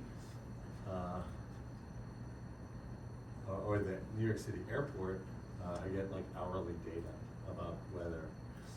The idea here is like, so, you know, this type of framework is made for like kind of an efficiency plan. Like, I don't need to have all of the information for the plane included on every row of this flight's data frame. If I just know the tail num, then I could kind of look up a lot of good information that I might want to know, right? So I don't need, you know, this table might have hundreds of thousands of rows in it. There might only be described on the order of tens of thousands of planes, or like airports, right? There's probably even a more countable number. So I'm able to kind of like not repeat myself over and over again. I'm able to kind of have these lookup tables. So if I'm in that type of situation, then one of the big concepts here are those lines we were looking at. The terminology there is like keys, right? So variables used to connect each pair of data frames are called keys, right? A key is a variable or set of variables, so it doesn't have to be a single variable, that uniquely identifies an observation. In very simple cases, it's a single variable, so planes are identified by tail num. But in other cases, multiple variables are needed, right? So like we were looking at that weather table, you actually need 5 variables: year, month, day, hour, and origin. So that's why this is kind of a darker color here, and I need those 5 pieces of information to tell me what's going on with the weather, which kind of makes sense, right? I need to know the exact time, and I need to know where, and then I can tell you what's going on with the weather. There's 2 types of keys. So there's a primary key, right? So a primary key uniquely identifies an observation in its own data frame, and that unique part is kind of important. For example, plane's tail num is a primary key, and remember here, this is like the R syntax. Data frame for a single column, data frame $sign column tells me that I can pull the value out of there. So plane's $sign tail num is a primary key because it uniquely identifies each plane in that data frame. And then a foreign key uniquely identifies an observation in another data frame. So, for example, flights, the same column name, tail num, is also in the flights data frame. It's a foreign key because it appears in the flights data frame, but it matches that plane's data frame. So a variable can be both a primary key and a foreign key too. So it doesn't have to be, so origin is in that weather table, but it's also a foreign key for the airports data. Okay, so we're kind of talking about like a lot of concepts here, but I think having a little bit of exposure to these concepts is not a bad idea, especially if you sort of find yourself in a situation where you're interacting with these types of databases. So relations are defined by a primary key and its corresponding foreign key. Typically these relationships are one to many. So each flight has one plane, but each plane has many flights. You can model many-to-many relationships with, like, by taking a many-to-one relation and a one-to-many relation. So for example, in this data, there's a many-to-many relationship between airlines and airports.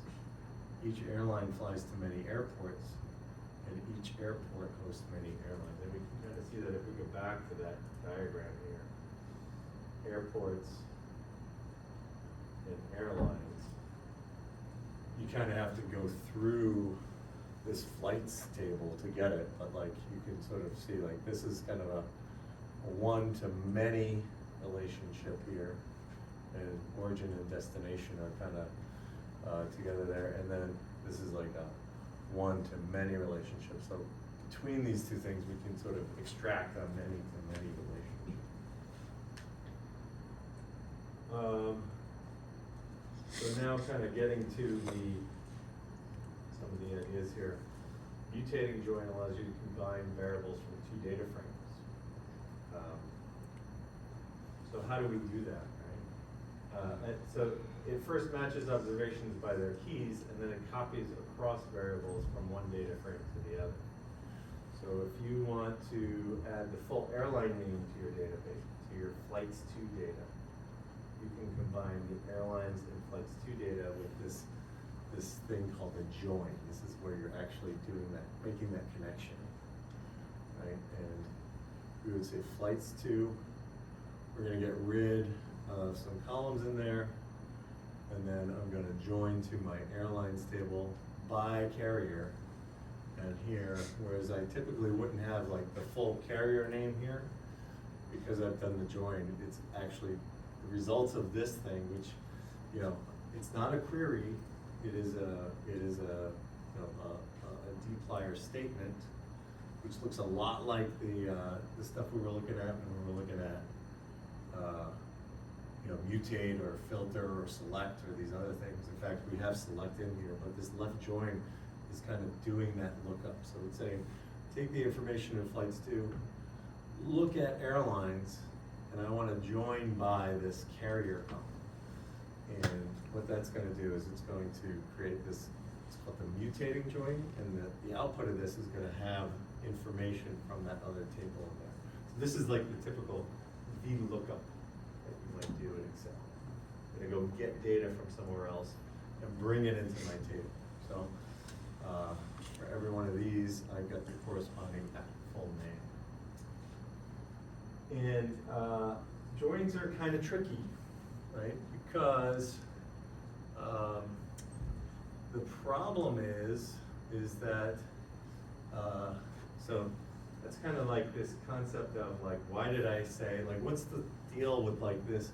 I get the idea of join, right? I'm gonna go look at the airlines table, and I wanna do my lookup by that column carrier. So the join part is like totally cool, I get it. But what's this left thing sort of talking about? What the heck is a left join? So in order to kind of understand that, we can use a visualization, a simple visualization like this, right? The colored column represents the key variable, right? So this is the thing that I want to look up. I've got two tables, X1, X and Y, right? The gray column represents the value that is carried along for the ride. So a join is a way of connecting each row in X to 0, 1, or more than one column in Y. I'm sorry, 0, 1, or more than one row in Y. So here, right, I've got 1, 2, and 3. Here I've got 1, 2, and 4, right? So if I just do a join between these two things, 1 matches 1, 2 matches 2, but neither 3 doesn't match 4, and 4 doesn't match 3. So if I were to do here, what's known as an inner join, and it's the simplest type of join. The inner join matches pairs of observations whenever their keys are the same. So in this case, I'm going to get 1 matches 1, 2 matches 2, and that's all the matches I have.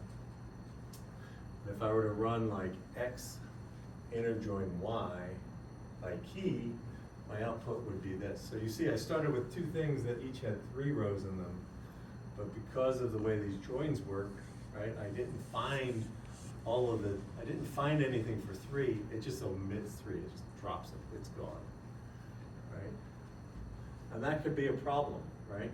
In an inner join, unmatched rows are not included in the result. And so as a result, you kind of rarely use inner joins because it's an easy way to sort of accidentally drop data from your analysis if you're doing this type of lookup stuff. So I would say inner joins are a little shaky, right? It's too easy to lose observation, and you don't want to lose observations. So that's why we have this other thing called outer joins, right? Inner join keeps observations that appear in both data frames. So they have to be in both. And outer join keeps observations that appear in at least one of the two data frames. And there's three kinds. There's the left join that we saw, right? So the left join keeps all of the observations in the first data frame you're sort of looking at. So we said join X to Y. The first one is X, so we're going to keep all the observations in X. And then we could do it the other way. A right join keeps all the observations in Y. And the full join keeps all the observations in both of those things. And so these joins work by adding an additional virtual observation to each data frame. And that virtual observation always matches, and it has a value with NA. So the visualization of this is like the left join of X to Y here. It'll fill in it'll sort of fill in this match. You'll end up with like an NA value here in the Y. And the right join is kind of the other way, right? So I want to keep, the output has to have 1, 2, and 4 because it's a right join, and Y is the second part of my join, and it's on the right side, just so happens. So here, my output is gonna have 1, 2, and 4, and it's gonna preserve all of the data that I had in this column, but it's gonna do my lookup, find X1 and X2, and it's gonna find an NA for 4. And here, if I wanted to do the full join, I could do that, in which case I kind of get the superset. So I have my output with a left and a right join, and with this having 3 and this having 3. These will both have 3 values output, 3 rows, and this one will have 4 rows because it's kind of the union of those two things. And we can do those, we have functions for those. So I know that was kind of like a lot. We're going to kind of like stop there. Your mileage may vary. You may never use that, but I do think it was a sort of a good information to have, especially if you're working with database type concepts. Those joins can be really useful, and it is useful to kind of do that lookup stuff once in a while. So if you have to do a lookup in another table, you're going to be thinking join. Right? That's and then finally, and we're going to try to do like one more module tonight.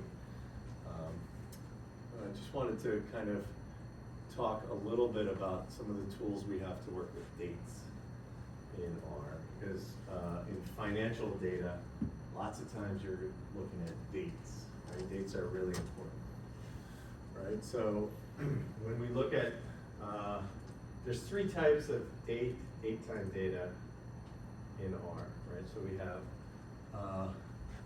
a date, right? So that would be like today is what, the 10th? February 10th is a date, right? So the data type of that would print as date. And then we can have a value called, that would be a time. Like for instance, it's 8:59 right now. So time, we could contain in a column type called time. And then date time is like a date plus a time, right? It uniquely identifies an instant in time, typically to the nearest second.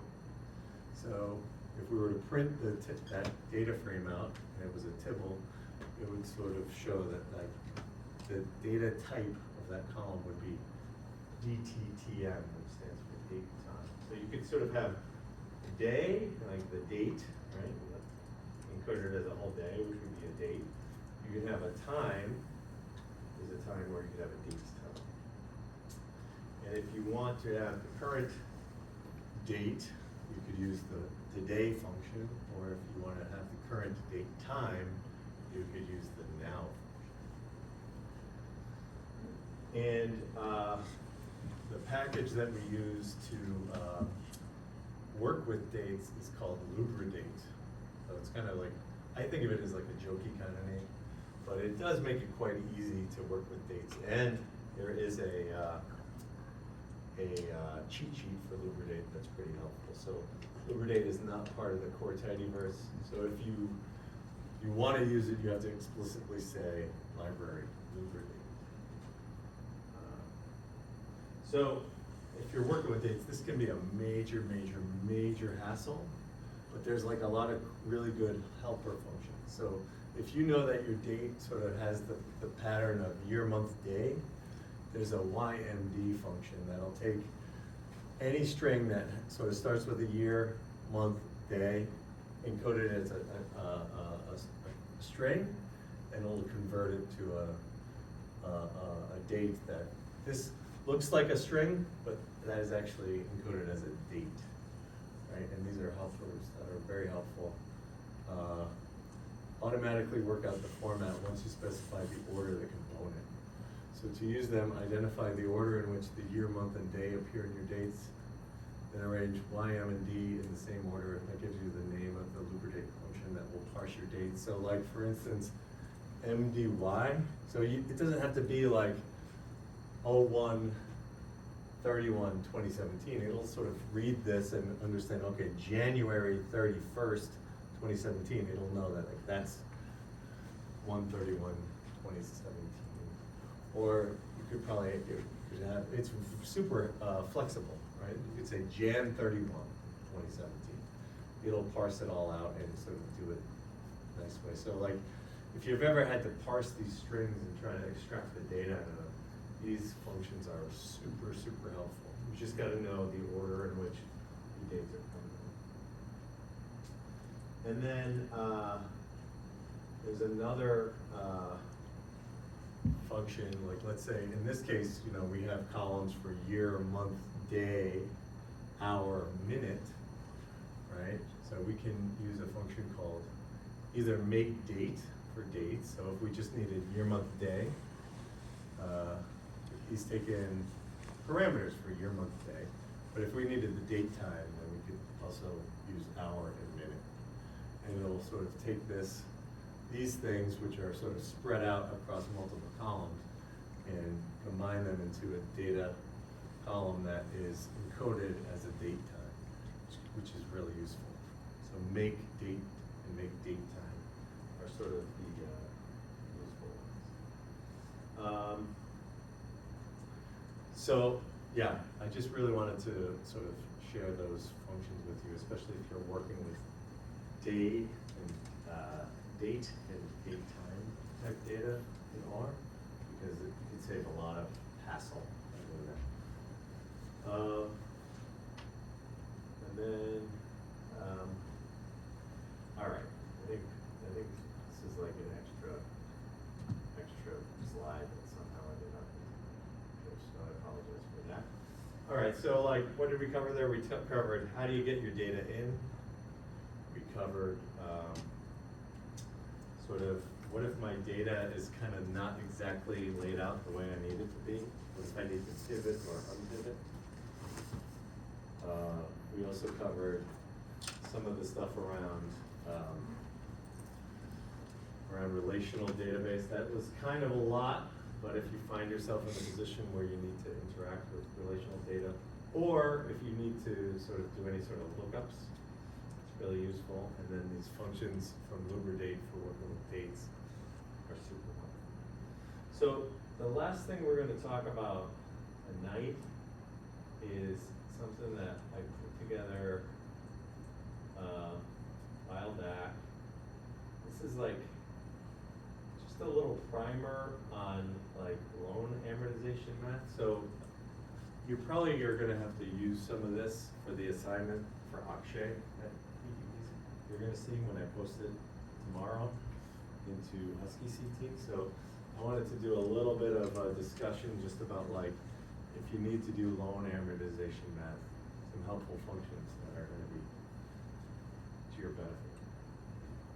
So like if I have to do a simple amortization, right? A simple loan amortization. And when I say simple, I'm talking about like, I don't have a floating rate, I have a fixed rate. That's not moving around over time. And my loan is fully amortizing, so that means that by the end, I started at some number and I'm going down to zero, so it's not a bullet loan, that would be a bullet loan. Or, I don't have a piece left at the end. I only need really 3 pieces of information. I need my starting balance, I need my term, and then I need my interest rate, which is flat, it's not changing over time. And I always think of this in terms of a ledger, right? So if I have those 3 pieces of information, I can do all the calculations I need to amortize this loan, so that at the beginning, so this stands for the beginning of period balance, right? So in the first period, I started with $1,000. I had a payment of $43. That payment can be sort of split out into 2 components, an interest component and a principal component. So I paid my interest, my principal went down by this much, and my end of period balance is really my beginning of period minus the portion of my payment that paid down principal. And if I think of this thing as a ledger over time, and I've calculated this payment correctly, then by the end of my term, which was a 24-month loan in this case, I end up with a balance of 0, right? So all I needed to know there was the beginning starting balance, the term, and the rate, and I could do all of these calculations. So in that sheet, what are the calculations? So in Excel, they have a whole group of useful worksheet functions that do this math, right? So I have a PMT function, so that's, whoops, I'm gonna fall over there. That's sort of the function I could use to calculate my payment, which is the same monthly payment every month. Because it's a fixed rate loan and I'm using a particularly helpful date, I'm not too worried about day counting conventions. And then I also have some other functions here, I, PMT, and PPMT. So I can sort of tell me what is the interest component of that payment, what's the principal component. And then I've got other functions that are like future value and present value. That's, those are useful for calculating like, what's my balance after 12 months, right? How much do I owe on this loan? Those future value and present value are very helpful. So if I had like those, let's say I were using those functions, let's say I just encoded this PMT, IPMT, and PPMT, and I just wrote those functions in there, and I could like drag those functions down, and it would do the work for me. But there's actually mathematical ways to write out the payment function that I'm using, right? So when I use that PMT function in Excel, this is the equation it's using. So if I wanted to write out the formula for what that is, it's the rate times 1 minus 1 plus the rate to the power of the minus term times the balance. That is the equation for PMT. And then if I wanted to, and so like, because this doesn't have like a T associated with it, that's a flat number that's gonna be the same every month, right? So this balance is like the beginning balance. And then it's a little cumbersome because here I do need to know the balance at time T, but if I wanted to know what is the amount in a particular period of that payment that is interest, it's actually a really easy equation if I know the balance at any given time. It's just how much do I owe times my monthly rate. That's how much I'm gonna have to owe in interest. And typically, like in a this very simple case, the monthly rate would just be the annual rate divided by 12. And then if I want to know the monthly principal payment, this is another like really easy calculation. It's just my PPMT, you can see this as a subscript T. It's just my monthly payment minus however much I paid in interest. And my ending balance is my starting balance minus my principal payment. And it's my next period's beginning balance.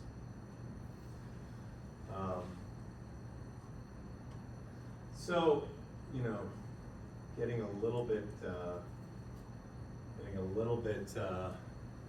sort of, this is like stuff that is probably extra at this point.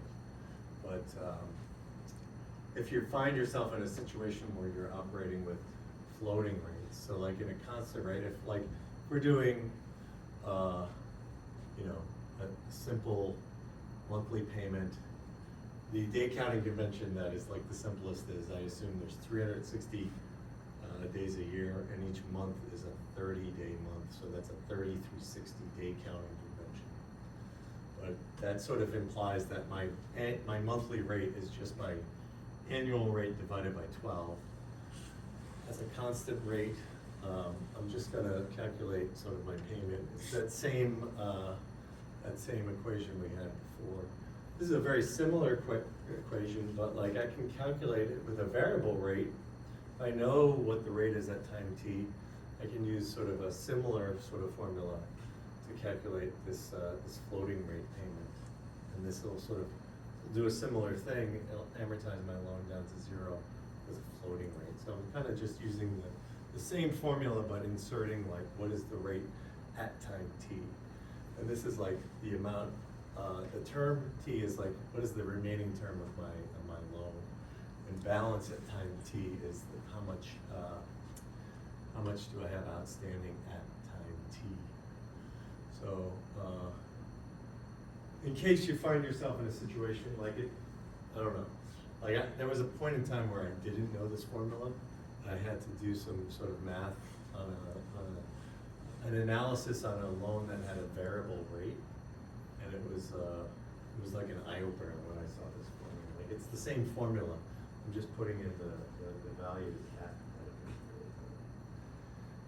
and then like if you find yourself dealing with different day counting conventions. So the easiest one is a 30 through 60 day counting convention. So that sort of just means that my monthly rate, right, is just my annual rate divided by 12. But if I do have like different day counting conventions, and if you're doing different types of analysis, or this would be specified by some sort of like rules of how you do your analysis. So another day counting convention would be actual over 360. So you just you're not in a good place here because you can't just divide your rate by 12. You have to count the number of days in the month and then divide it by 360. And that would be your monthly rate. So like that sort of implies that like you actually, if your actual 360 or actual, right, which is the same idea, days in the month over days in the year. It sort of implies that you're not going to end up in a situation where you have like the same monthly payment every monthly payment is going to move around. So, for mortgages, it's generally just 3360 because your mortgage payment is the same every month. Anyways, the most important one there is probably that if you're doing Akshay's assignment, you might want to refer to this slide. This could have some helpful formulas if you're calculating like the monthly payment on a mortgage. You could use this. You might find it helpful. All right, so I think we did it, everybody. We covered a lot of material, but yeah. So on the syllabus we have assignments. So some people have been emailing me their assignments. I'll be doing grading on those and getting back to you. But if you haven't emailed me your assignments yet, there's time. I'm not a huge stickler for deadlines like that. So just email me the assignments and we'll get those in. And then I'll be posting the assignment from Akshay's discussion earlier. So that one, you know, that you are gonna have to download some data from the internet, right? Get a monthly house price information and interest rate information. We have the links in the assignment that will sort of guide you on where to go to get that stuff. And then you're gonna have to sort of bring that data into your session and start operating on it, do some of these calculations. You might have to look at this slide to do some of those calculations, but it kind of lays out how to perform the analysis, what kind of assumptions you want to make, and you can sort of like include, really it's trying to get you to a point like, over time, when has it been better to rent or buy a house? Which is an interesting question. And then next week, we're gonna sort of switch gears a little bit. So we're gonna switch from, all of this material has been from one of the 2 books in the syllabus, R for Data Science. Next week, we're gonna be switching gears into that Introduction to Statistical Learning with R, and we're gonna hope to cover first few chapters of that book, and then so we'll be covering mostly general modeling concepts as well as linear models, simple regression models, and some simpler classification models.